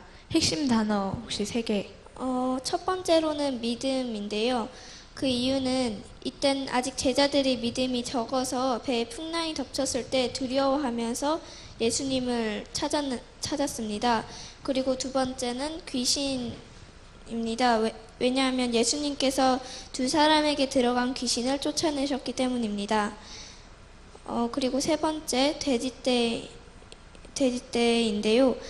그 이유는 귀신 들린 2사람을 위해 많은 돼지떼가 희생하여 주었기 때문입니다. 네, 저도 핵심 단어를 3개 골랐는데 첫 번째 순종. 바다도 순종하게 되는 예수님의 힘이 되게 인상 깊었고요. 두 번째, 간구. 예수님이 우리 곁에 계속 계시기를 간구해야겠다고 느꼈고, 세 번째, 구원. 주께 구원을 간구하는 건 우리에게 너무 당연한 일이었던 것 같습니다. 네, 저 먼저 24절에 대한 질문입니다. 같이 합독합시다. 시작. 바다에 큰 놀이 일어나 배가 물결에 덮이게 되었을 때 예수님께서는 주무시는지라. 여기서 예수님이 주무신 것에 대해서 여러 가지 견해가 있는데, 첫 번째, 주무시는 척 하신 거라는 생각이 있고, 두 번째, 너무 많은 사람들을 치료하셔서 너무 피곤하셔서 진짜 주무셨다는 견해도 있는데요. 이 여러 견해들 중에 진짜는 무엇일까요? 제 생각에는 예수님도 신의 모습이 아니라 인간의 모습으로 세상에 오셨기 때문에 체력이 너무 다하셔서 주무신 것 아닐까요? 찾아본 주석이나 번역 성경 있나요? 주석보단 번역이 있는데, 새번역 23절에 보면 예수님께서 배에 오르셨더니 제자들이 그를 따라갔다라고 되어 있는데, 정말 피곤하셨던 거면 집으로 가셨을 텐데 바로 굳이 배에 이유도 없이 오르신 이유는 뭔가 제자들에게 보여주고 싶으신 것이 있으셨던 것 아닐까요? 제 생각에는 이게 정말 피곤해서 주무신 게 아니라 일부러 주무시는 척 한 것 같은데, 앞 문맥을 보면은 18절에 예수님께서 물이 에워싸여서 건너편으로 가기를 명하셨는데, 가는 도중에 그 예수님께서 일부러 그 기적을 보여주시기 위해서 이런 계획을 한 것 같아요. 하지만 정확한 내용은 잘 알 수 없을 것 같아요. 천국에 가서 알 수 있도록. 네, 알겠습니다. 네, 제 첫 번째 교훈은 나는 늘 날마다 예수님의 힘을 믿어 의심치 않아야겠다. 실천 1. 매일마다 힘든 일이 있을 때 제자들처럼 의심하고 두려워하지 말고 하나님께 기도해야겠다. 실천 2. 제자들이 그 예수님을 엄청나게 의심했는데, 그런 의심하는 마음을 주는 사탄이 오면 무찌를 수 있어야겠다가 제 실천입니다. 네, 질문해 주세요. 제 질문은 22절에 대한 질문입니다. 같이 합독합시다. 시작. 예수님께서 이르시되 죽은 자들이 그들의 죽은 자들을 장사하게 하고 너는 나를 따르라 하시니라. 왜 예수님께서는 아버지의 장례조차도 허락하시지 않고 무조건 왜 예수님을 따라오라고 하신 것일까요? 제 생각에는 장례보다도 더더욱 중요한 것이 예수님과 함께 사역하는 것이기에 예수님께서 아버지의 장례를 허락하시지 않은 것일까요? 왜 장례를 허락하지 않아 주셨나? 혹시 찾아보신 주석 있으신가요? 제가 톰슨 주석을 찾아봤는데, 톰슨 주석에서는 이는 결코 불효를 조장하는 반율법적 명령이 아니며 다만 그 무엇보다도 주를 따르는 일을 으뜸으로 여기는 신앙적 결단을 강조한 말씀이다라고 되어 있습니다. 그러니까 톰슨의 견해는 제 생각에는 불효를 말하는 것보다는 강조하기 위해서 예수님 사역을 하는 것이 얼마나 중요한지 강조하기 위해서 이렇게 말하는 것 같다고 되어 있는 것 같아요. 제가 한번 후크마 주석을 찾아보겠습니다. 네. 전에도 목사님이 말씀하셨는데 여기 나와 있는데 이 제자 중에 한 사람이 베드로인지 누군지는 잘 모르겠지만 지금 이때 아버지가 진짜 이 타이밍에 죽은 게 아니라 아버지의 유산을 제대로 물려받기 위해서 아버지가 돌아가실 때까지 몇 년 동안 기다리게 해달라고 예수님께 부탁했다고 합니다. 근데 예수님은 유산 욕심이 많은 이 제자를 꾸짖으셨고, 만약에 이때 진짜 아버지가 돌아가셨다면 그 정도 장례식은 치를 수 있게 양보해 주시지 않았을까. 그래서 진짜 아버지가 이때 급하게 돌아가셨던 게 아니기 때문에 제 생각엔 하나님의 사역을 하는 일이 얼마나 중요한지 강조도 하시고, 또 이 제자의 잘못된 마음을 꾸짖으셨던 것 같습니다. 아, 그러면 쿠마 씨의 견해로는 네. 아직 아버지가 돌아가시지 않은 네, 아니다. 네, 그렇게 기록되어 있습니다. 네, 해결됐습니다. 네, 교훈해 주세요.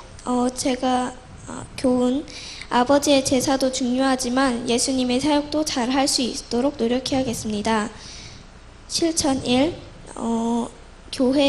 교회 맡은 일 열심히 하기, 그리고 암송 열심히, 그리고 성경 공부 열심히 하기. 네, 감사합니다.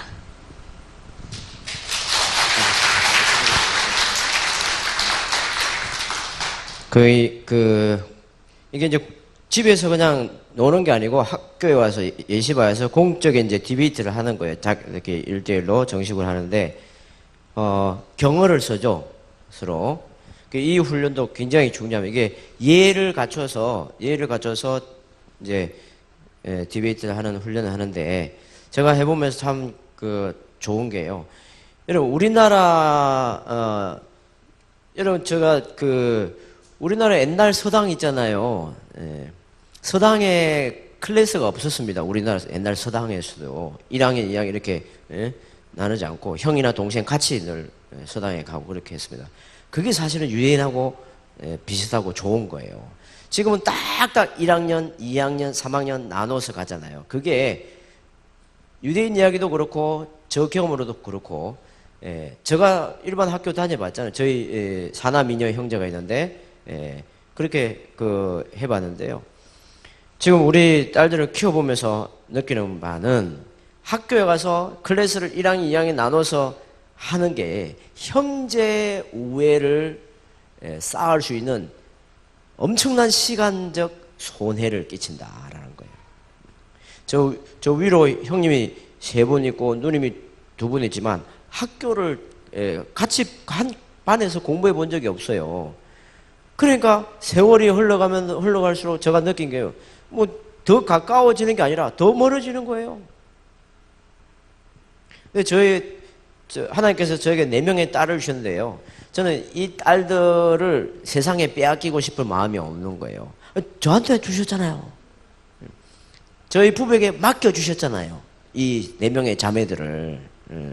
그러니까 어쨌거나 제가 이들을 보호해야 되고 이들과 또 행복하게 지낼 그런 그죠?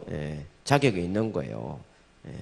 이게 왜 나한테 맡긴 자녀들을 그냥 아무에게나 그냥 보내가지고 그걸 어떻게 그렇게 믿고 그냥 맡기냐는 거죠.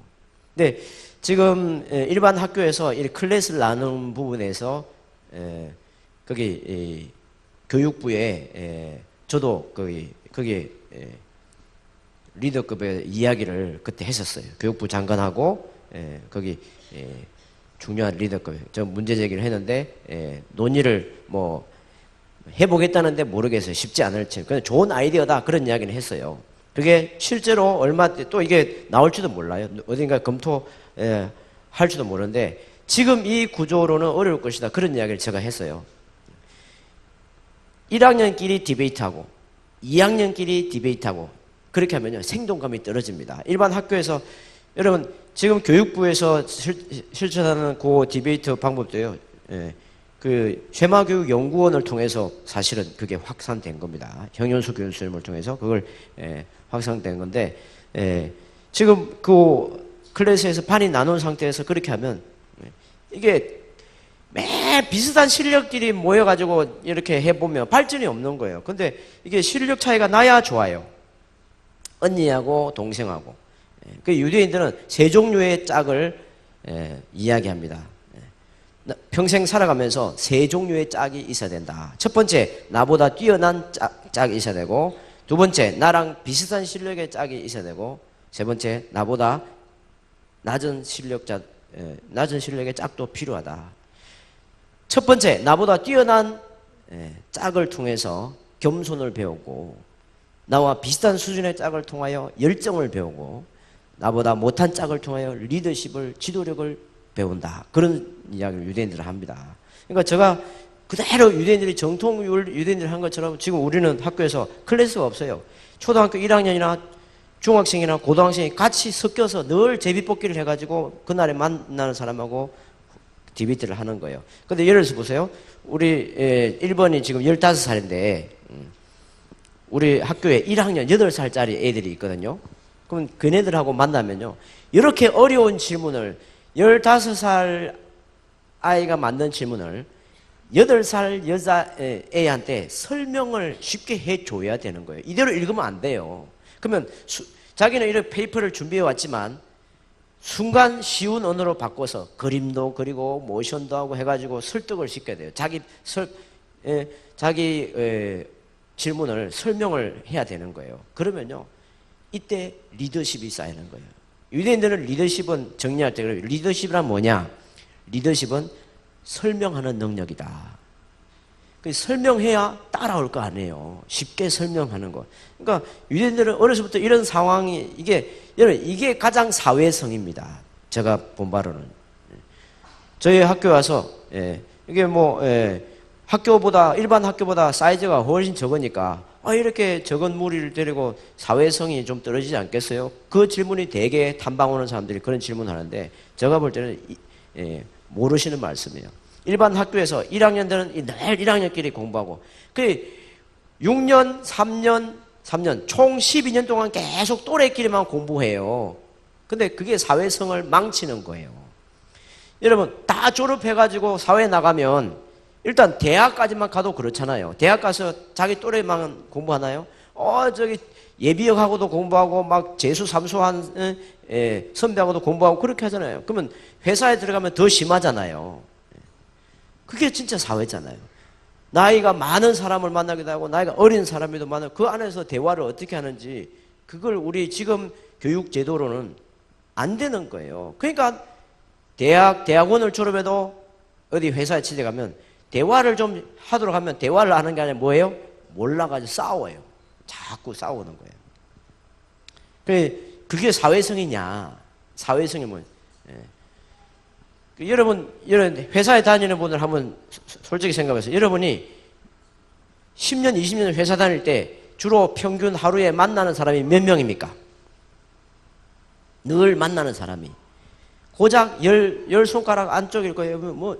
여러분 매일 그냥 늘 만나는 회사의 사무실에 동시에 수십 명의 사람하고 계속 이야기합니까? 아니잖아요. 주로 주변에 자기 위에 상관, 그 다음에 밑에 동료, 그 다음에 밑에 또 직원 해가지고 한 10여 명 정도 늘 만나는 거예요. 그들하고 공동체를 이루어가는 거예요.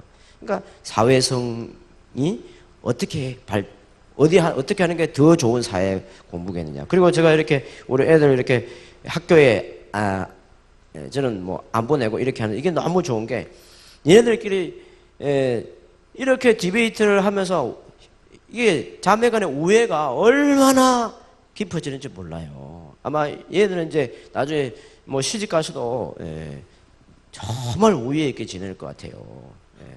이렇게 놀라운 신비로운 그런 것들이 여기에 있습니다. 이게 그리고 아까 말씀드린 이게 지금 이 1대1로 성경 공부하는 게 이게 그냥 선택이 아니라 명령이라는 거예요. 그래서 저는 성경을 제가 삼천독을 한 게 이게 사실은 죄를 지은 거예요. 혼자서 그렇게 삼천독을 했으니까. 또 혼자서 성경을 읽는 것은 다 죄를 짓는 거다. 그렇게 유대인은 그렇게 탈무드에 그렇게 기록되어 있으니까 죄를 지은 거죠.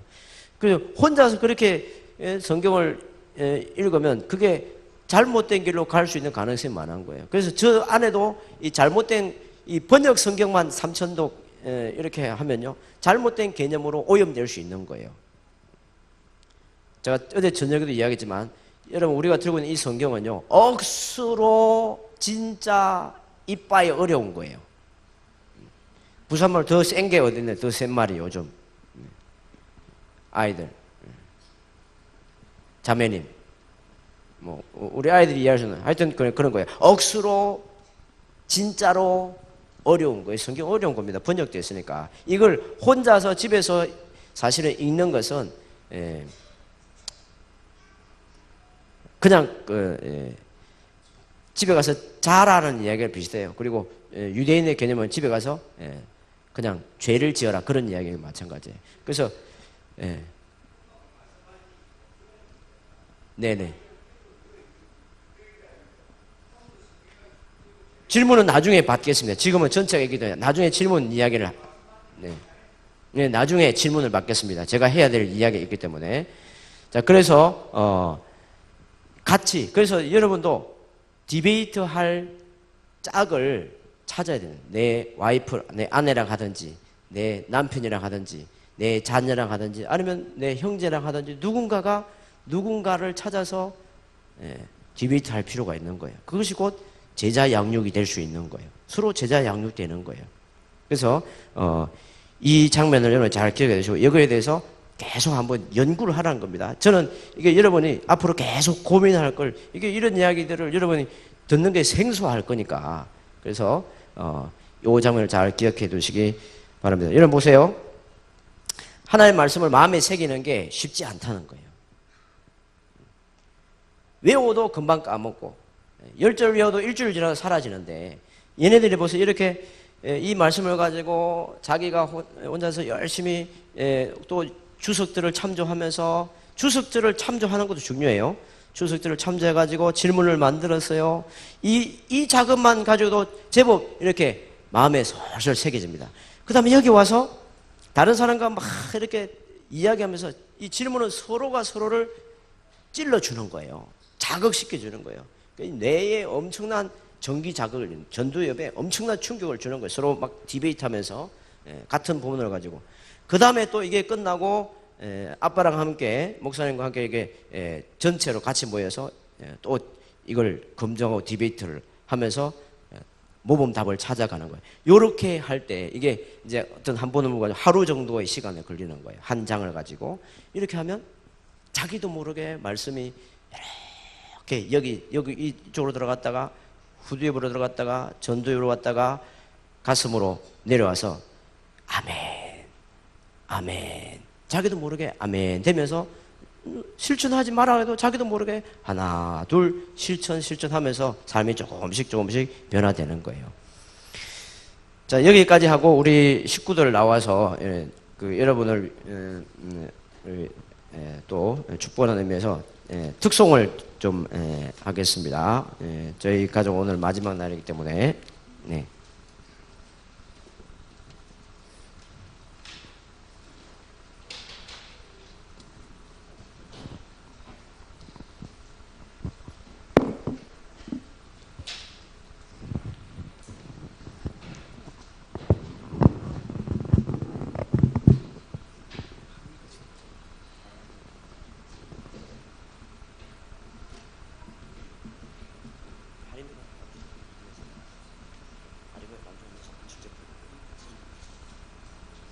자, 앞으로 나오세요.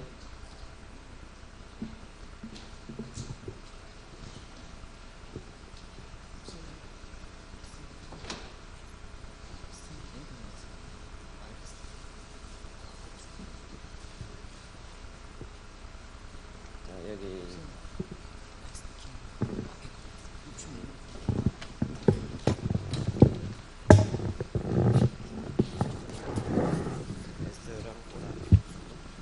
당신 이쪽으로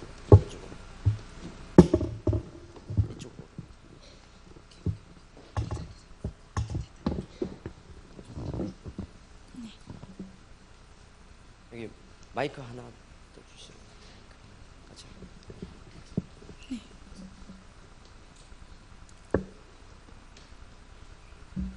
하나만. 자, 아름다운 꿈이라는 그 찬양곡인데요. 저기 뒤에 악보 한번 PPT 가사를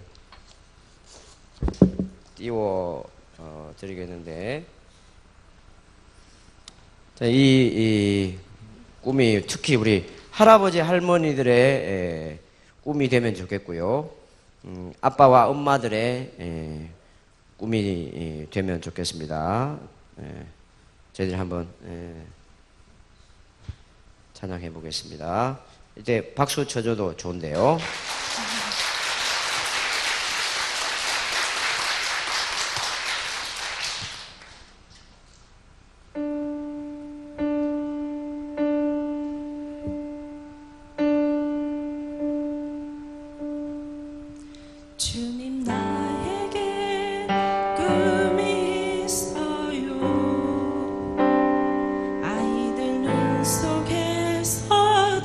당신 모습 보기 원해요.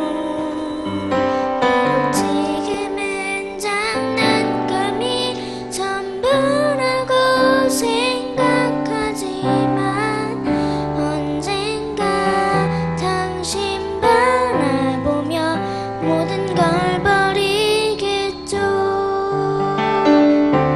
이 아이들에게 하나님 나라가 주어지는 그날에는 내 나이만아 힘없을지라도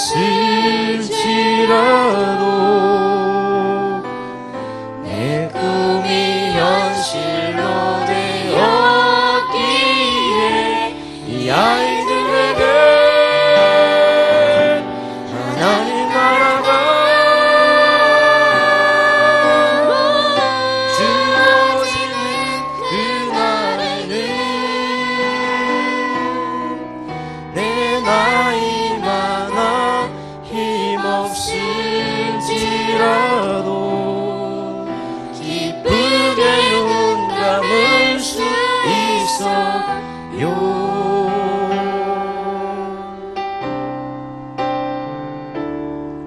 주님 나에겐 꿈이 있어요. 당신 앞에 서게 되는 그날에 이 아이들이 나의 증인 되어주는 그런 아름다운 꿈. 이 아이들에게 하나님 나라가 주어지는 그날에는 내 나이만아 힘없을지라도 내 꿈이 현실로 되었기에 이 아이들에게 하나님 나라가 주어지는 그날에는 내 나이만아 힘없을지라도 주님의 얼굴 같이 보기에 이 아이들에게 하나님 나라가 주어지는 그날에는 내 나이만아 힘없을지라도 기쁘게 눈 감을 수 있어요. 기쁘게 눈 감을 수 있어요.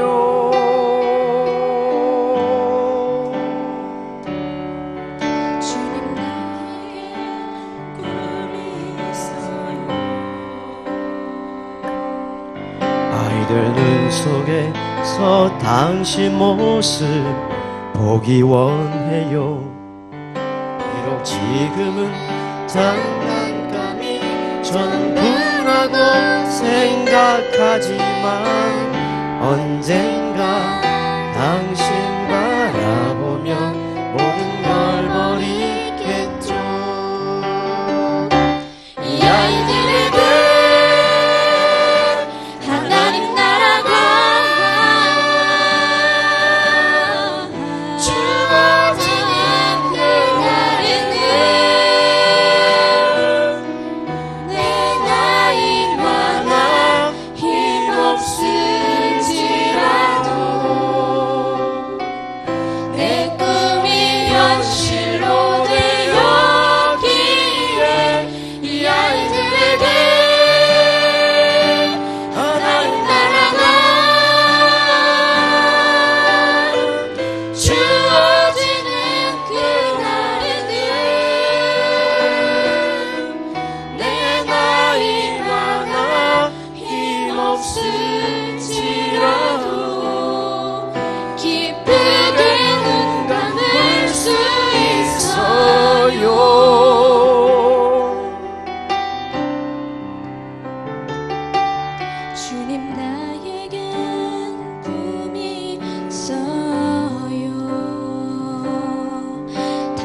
앞에 서게 되는 그날에 이 아이들이 나의 증인 되어주는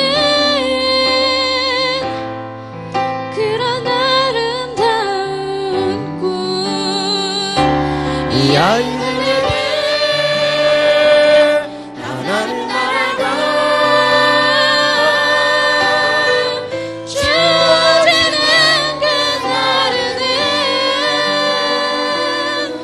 내 나이마다 힘없을지라도 내 꿈이 현실로 되었기에 이 아이들에게 하나님 나라가 주어지는 그날에는 내 나이마다 힘없을지라도 주님의 얼굴 같이 보기에 이 아이들에게 하나님 나라가 주어지는 그날에는 내 나이마다 힘없을지라도 기쁘게 눈 감을 수 있어요. 기쁘게 눈 감을 수 있어요.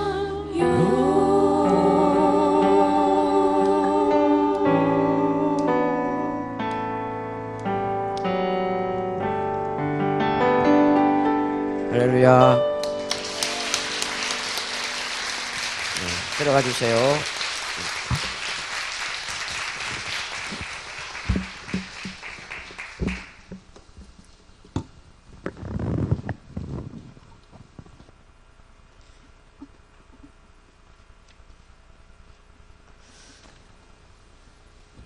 부모가 살아있는 동안에 우리가 가능한 아이들에게 우리보다 더 나은 하나님의 나라를 남겨줄 수 있다면 더 큰 보람이 없을 것 같아요. 그래서 저는 우리 아이들에게 물려줄 수 있는 가장 위대한 유산은 하나님의 나라이다. 아빠가 경험했던 것보다 더 나은 하나님의 나라를 이 아이들이 물려받을 수 있다면 나의 목숨마저도 내놓아야 되겠다, 그런 생각을 합니다. 자, 여러분, 이런 이야기를 다 들어도 또 이런 질문을 합니다. 이런 이야기를 다 들어도요, 그래도 목사님 지금 율법 시대가 아니고 은혜 시대라잖아요. 그 율법이 배해졌다고 이야기하는데 왜 자꾸 또 십계명 이야기를 합니까? 그런 이야기를 하는 분들이 많이 있어요. 여러분, 제가 성경 어렵다고 이야기했죠. 제가 이런 이야기 하는 게 성경 뭐 한두 번 읽어보고 하는 게 아니잖아요. 근데 신약 성경에 참 어려운 부분이 그런 겁니다. 어떤 부분에는 율법이 완성됐다고 하다가 마태복음 보면 예수님은 율법이 완성하러 오셨다. 그리고 마태는 그렇게 기록하는데 또 히브리서를 보면 율법은 배해진 거다, 그렇게 이야기합니다. 그래서 어떤 본문을 보면 율법은 완성된 것 같고 율법은 이런 것처럼 율법은 지금도 우리에게 유익하고 영광스러운 복음을 따른 것이라고 하고 뭐 이런 이야기를 하는 것 같은데, 또 어떤 부분은 아니다, 율법 완전 배해진 거다, 더 이상 율법은 없는 거다, 뭐 이런 비슷한 이야기를 하는 것 같아요. 그게 제가 그래서 잘 살펴보니까 신약 성경을 잘 살펴보니까 여러분들 다 이제 해보시기 바랍니다. 이게 한글로 번역할 때 번역자의 실수가 우리로 하여금 엄청난 오해를 하게 하는 거예요. 여러분, 율법이라는 단어를 헬라어를 보면 이게 헬라어가 어떤 경우에는 노무스, 어떤 쪽에는 디다스칼로스, 어떤 경우는 바이다고스, 이렇게 세 종류로 분명히 구분해서 쓰는 거예요. 근데 그걸 우리 한글로 번역할 때는 전부 다 율법이라고 번역해요. 그냥 율법이라고 번역해요. 그럼 우리는 모르는 사람은 이것도 율법이고 저것도 율법이고 다 똑같은 율법인 거다 이렇게 생각하는데 그게 아닙니다. 여러분 잘 공부해 보시기 바랍니다. 그래서 주로 성경에서 완성됐다, 폐해진 게 아니라 영원히 가는 거다라는 그 율법에 대해서 율법의 기능상 율법을 디다스칼로스라는 그런 단어로 묘사합니다. 헬라어로. 그 다음에 폐해진 거다라고 하는 것은 주로 의식법과 연관된 바이다 고고스를 이야기합니다. 근데 그 이야기가 있는데 그걸 우리 할아버지들이 그 번역을 주로 이제 영어 성경들을 참조해서 그대로 번역하다가 영어 성경을 번역하는 분들이 이걸 명확하게 또 구분을 안 해놨기 때문에 그대로 이렇게 그러니까 우리는 더 헷갈리는 거예요. 그러니까 이거 우리는 그냥 다 그냥 율법은 그냥 다 폐지 전에 그냥 우리가 알아서 그냥 성령의 인도하심을 받아 기도원에 가서 기도 빡세게 하고 그냥 성령의 영감을 받아가지고 우리 마음대로 그냥 각자 마음대로 알아서 성령의 영감을 받아서 살아가면 되는 거다 그렇게 생각하는데요. 굉장히 제가 보기에는 위험한 일입니다. 우리는 사실은요, 여러분 더 구약 시대보다 더 까다로운 예수님의 그 율법을 가지고 있는 거예요. 십계명도 예수님이 여러분 마태복음 5, 6, 7장도 다시 잘 보세요. 그거 다 십계명 이야기예요. 십계명을 다시 예수님 입장에서 업그레이드하는 모세 시대 때 말씀하신 것보다 더 수준 높은 십계명 이야기를 하는 거예요. 물론 우리가 다 행하기 어려운 거지만 우리를 향하신 주님의 그 기준은요 엄청 높은 거예요. 너희의 목적은 하나님을 닮아가는 거다. 하나님을 그리스도를 닮아가는 게 우리의 목표다. 그건 구약이나 신약이나 똑같은 거예요. 그래서 하나님이 우리를 향한 기대치는 최고예요. 그래서 물론 우리가 이 땅에서 거기 다 도달할 수 없겠지만 노력하기를 바라는 거라는 거예요. 그림을 한번 보도록 하겠습니다. 여기에 대한 정리가 안 되면 계속 헷갈리더라고요. 이렇게 이제 공부를 해도 또 이제 뒤에 가서 그 어려운 이야기를 하는 게 율법에 대한 정리가 안 돼 있으면 그렇게 헷갈려 하는 거예요. 자, 율법의 노무라는 헬라어인데 이건 노무라는 말은 율법 전체를 통괄하는 그런 단어로 씁니다. 내용상 세 분류를 할 수 있어요. 도덕법, 의식법, 시민법. 이게 이제 꼭 칼로 두부 자르듯이 이렇게 할 수 없지만 이렇게 보통 3등분 이렇게 구분할 수 있습니다. 자, 근데 내용상 말고 기능상 구분이 있습니다. 기능상 구분. 율법의 기능, 이 노무의 기능, 디다스 칼로스의 기능이 있고 바이다 고고스의 기능. 여러분 이걸 공부 열심히 하셔야 됩니다.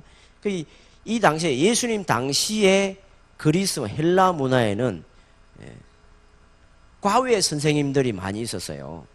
여러분들이 잘 아는 알렉산더 있죠?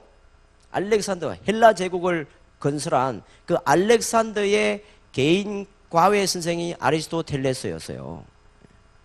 그러니까 그런 식으로 그 헬라 세계에서는 과외 선생들이 굉장히 많았습니다. 근데 과외 선생도 두 종류의 선생이 있었어요. 이제 주로 이제 뭐 가난한 집안에는 이걸 과외를 못했지만 그 알렉산더 같이 그런 부잣집에는 과외 선생님을 당연히 두죠. 그리고 평민들도 두고요. 웬만한. 그러면 두 종류의 과외 선생님이 있는데 그에게 지적인 걸 철학을 가르치는 선생님이 그 굉장히 높은 그런 공부를 가르치는 게 그런 선생님을 디다스칼로스로 불렀어요. 예수님의 제자들이 예수님을 따라다니면서 예수님을 뭐라고 불렀죠? 기억나세요? 랍비어라고 불렀어요. 또는 큐리오스 주님이라고 불러요. 그 다음에 또 아도나이 이건 히브리어예요. 주님. 그러니까 헬라 성경을 잘 살펴보면 제자들은 예수님을 히브리어로 불렀다가 헬라어로 불렀다가 막 왔다 갔다 해요. 그러다가 어떤 경우는 디다스칼로스 이렇게 불러요. 그러니까 제자들은 예수님을 랍비어 히브리식으로도 부르게 했지만 디다스칼로스 선생님 이렇게 불러온 거예요. 그는 파이다 고고스하고 틀린 거예요. 파이다 고고스는 그 종과 비슷해요. 스승이라기보다는 제대로 하면 보디가드예요. 그러니까 주인의 아들이 이제 알렉산더가 저기 그 아리스토텔레스한테 이제 공부하러 가잖아요. 그러면 옆에서 책가방 들어주고, 그다음에 혹시 또 못된 깡패들이 이제 주변에 오면 이렇게 막아주고 보디가드 하는 거예요. 그런 사람이 바이다 고고서예요. 근데 율법의 기능이 이런 기능이 있다는 거예요. 사도 바울이 율법은 몽학 선생이다, 초등교사다 이런 표현했죠. 율법은 초등교사가서 너희를 그리스도께 인도하는 역할을 했다. 율법은 초등교사다 할 때 그거는 파이다 고고스를 이야기하는 거예요. 그래서 파이다 고고스처럼 율법이 그 율법은 뭐냐면 하등율법을 이야기하는데 의식법과는 번제나 소제나 속죄제나 속거지 그런 제사와 같은 그런 법들은 파이다 고고스예요. 그런 법들이 그리스도께로 우리를 인도해 주는 역할을 하는 거예요. 그리고 우리가 죄인임을 지적하는 역할을 하는 거예요. 그 다음에 우리가 그리스도 안에 들어왔을 때는 그 다음에 선민으로서 살아가는 삶을 이야기할 때는 서로 사랑하라, 내 부모를 공경하라. 여러분 보세요. 서로 사랑하라 이 법은 천국에 가서도 폐해질 것 같지 않은데요. 그렇지 않아요?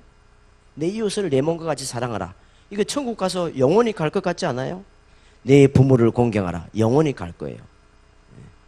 뭐 살인할 사람 없겠지만 죽이지 말라. 천국에 영원히 있을 법이에요. 유괴하지 말라. 사람을 후리지 말라. 천국에 가서 후려서 되겠어요? 뭐 그럴 사람도 없겠지만. 그래서 그런 수준 높은, 그 다음에 그 이외에 수준 높은 율법들이 신약에는 더 많이 주어졌잖아요. 복음이라는 이름으로 더 많이 주어졌어요. 굉장히 수준 높은 도덕법, 윤리의 수준을 요구하는 그런 법들이 주었는데, 그런 법들은 천국에 가서 더 우리가 실천하게 될 그런 법으로, 그는 디다스 칼로스예요. 그래서 제자들이 예수님을 스승이라는 늘 불렀어요. 제자들이 예수님을 파이다고스라고 불른 적은 한 번도 없습니다. 이런 관계를 우리는 번역 성경을 보니까 모르니까 신약 성경은 그냥 율법하고 연관 없는 거다. 이제 그런 이야기를 자꾸 하는데, 그게 이제 모르냐. 이게 다 이제 그런 데인데, 이거 다 담임 목사님에게 자료를 드릴 테니까 여러분 받아 적을 필요도 없을 것 같아요. 그래서 예수님을 제자들이 디다스칼로스 라비어를 이렇게 불렀다라는 거예요. 그래서 파이다고스는 몽학 선생으로 번역되기도 하고, 하등율법, 무사르 뭐 이런 개념으로 하는데, 뭐 자세히 더하면 힘드니까 이 정도 하고요. 그래서 요것만 여러분이 좀 꼭 기억해 두시기 바랍니다. 율법에는 신약 성경이 번역자들이 무조건 율법 해서 그렇게 했지만 엄격하게 분류가 됐고, 폐해졌다고 하는 율법은, 그런 의식법적인 그런 법은 중요성에 있어서 중요성에서 밀려난 거고, 지금 우리에게 유익한, 우리가 실천하면 유익한 율법은 지금도 우리에게 유익하고, 그것은 영광스러운 복음과 일치하는 거고 영광스러운 복음의 따름이다. 그 이야기를 지금 디모데전서에서 사도 바울이 한 거예요. 그러면 저는 이 말씀까지 드리고 이제 갈 거예요. 일산으로. 선택받은 백성으로서 우리가 정말로 예수님의 제자라면 가능한, 지금 오늘날에 있는 디다스칼로스급에 해당하는 율법이라면 가능한 그대로 실천하는 것이 우리가 복을 받는 비결이라는 거예요. 이건 디다스칼로스에 해당하는 영원히 피하지 않을 율법 같다. 그런 게 있다면 우리가 그걸 이제 그런 걸 연구해야 돼요. 그러면 나에게 이게 내가 순종하면 내가 영원히 복을 받을 것 같다. 그러면 그걸 해야 복을 받는 거예요. 예를 들어서 뭐 하루를 규정하는 법이라든, 하루가 어떻게 시작되는가, 저녁부터 시작하는가, 아침부터 시작하는 게 하루인가. 그래서 성경은 가능한 한 율법대로, 가능한 성경대로 하면 하루는 해질 무렵부터 시작되는 거예요. 저녁이 되고 아침이 되는 이런 첫째 날이니라. 그런 말씀을 보고 유대인의 전통을 보면, 그래서 고대로부터 하루는 하나님은 늘 그렇게 생각하는, 하나님이 생각하는 하루의 정의, 해질 무렵부터 하루의 시작으로 카운트하는 거예요. 하나님은. 여러분 보세요. 그러면 가능한 한 우리도 하나님이 생각하는 대로 따라가면 좋겠어요. 좋겠어요. 그럼 여러분 해가 지면 앞으로 여러분 그런 거 없어요? 해가 진다 그러면 새로운 하루가 시작되는구나. 그런 생각을 한번 앞으로 좀 많이 좀 해볼 수 있기를 바랍니다. 그러면 처음에는 힘들겠지만 이걸 한 1년 정도 그런 훈련해 보면 이제 해가 지면 하루가 시작되는 거다. 그런 생각을 하면서 집으로 돌아가는 거예요. 또는 교회로 가든지 집으로 가든지. 그리고 이제 주님의 날에 대한 이야기도 할 때도 이제 우리 운하교회에서 앞으로 이런 부분도 이제 연구를 해야 돼요. 우리 교회 같은 경우는 주님의 날은 토요일 해질, 그래서 해질 무렵부터 24시간을 끌어 세비충신교회 주님의 날은 도대체 24시간이 어떻게 되는가. 그래서 토요일 저녁 해질 무렵부터 24시간이다 꽝꽝꽝 공동회의를 거쳐서 전 교인이 그렇게 했어요. 그래서 토요일 해질 무렵 정도 그때 되면 이제 주일이 시작되는 거예요. 그래서 주일 성수를 해야 돼요. 구별하여 지키라 하니까 정확하게 가문하는 구분을 하려고 애를 쓰는 거예요. 이걸 막 우리가 막 억지로 이거 안 하면 구원 못 받는 그게 아니잖아요. 이미 우리는 구원 받았어요. 그래서 내가 지키면 유익하는 거예요. 그 유대인들은 우리가 안식일을 지키는 게 아니라 안식일이 오히려 우리를 지켰다 그렇게 하는 거예요. 그래서 모든 일을 수답하고 주일날 쉬는 거예요. 그리고 그냥 쉬는 게 놀고 먹는 게 쉬는 게 아니고 쉰다는 의미가 하나님이 기뻐한 일을 온전히 하는 거예요. 그래서 저희 교회 성도들은 이제 토요일 해질 무렵 되면 이제 주일이 시작되니까 그때 가정으로 돌아가는 거예요. 사람이 해가 지면 가정을 생각하게 하는 그게 주님의 바람이에요. 해가 지면 가정으로 돌아가고 싶은. 이 모든 동물들도 해가 지면 다 가정으로 돌아가는 거예요. 근데 이제 부산은 잘 모르겠지만 일산의 사람들은 해가 지면 뭐 주로 어디로 가냐면은 이런 데 막 가는 거예요.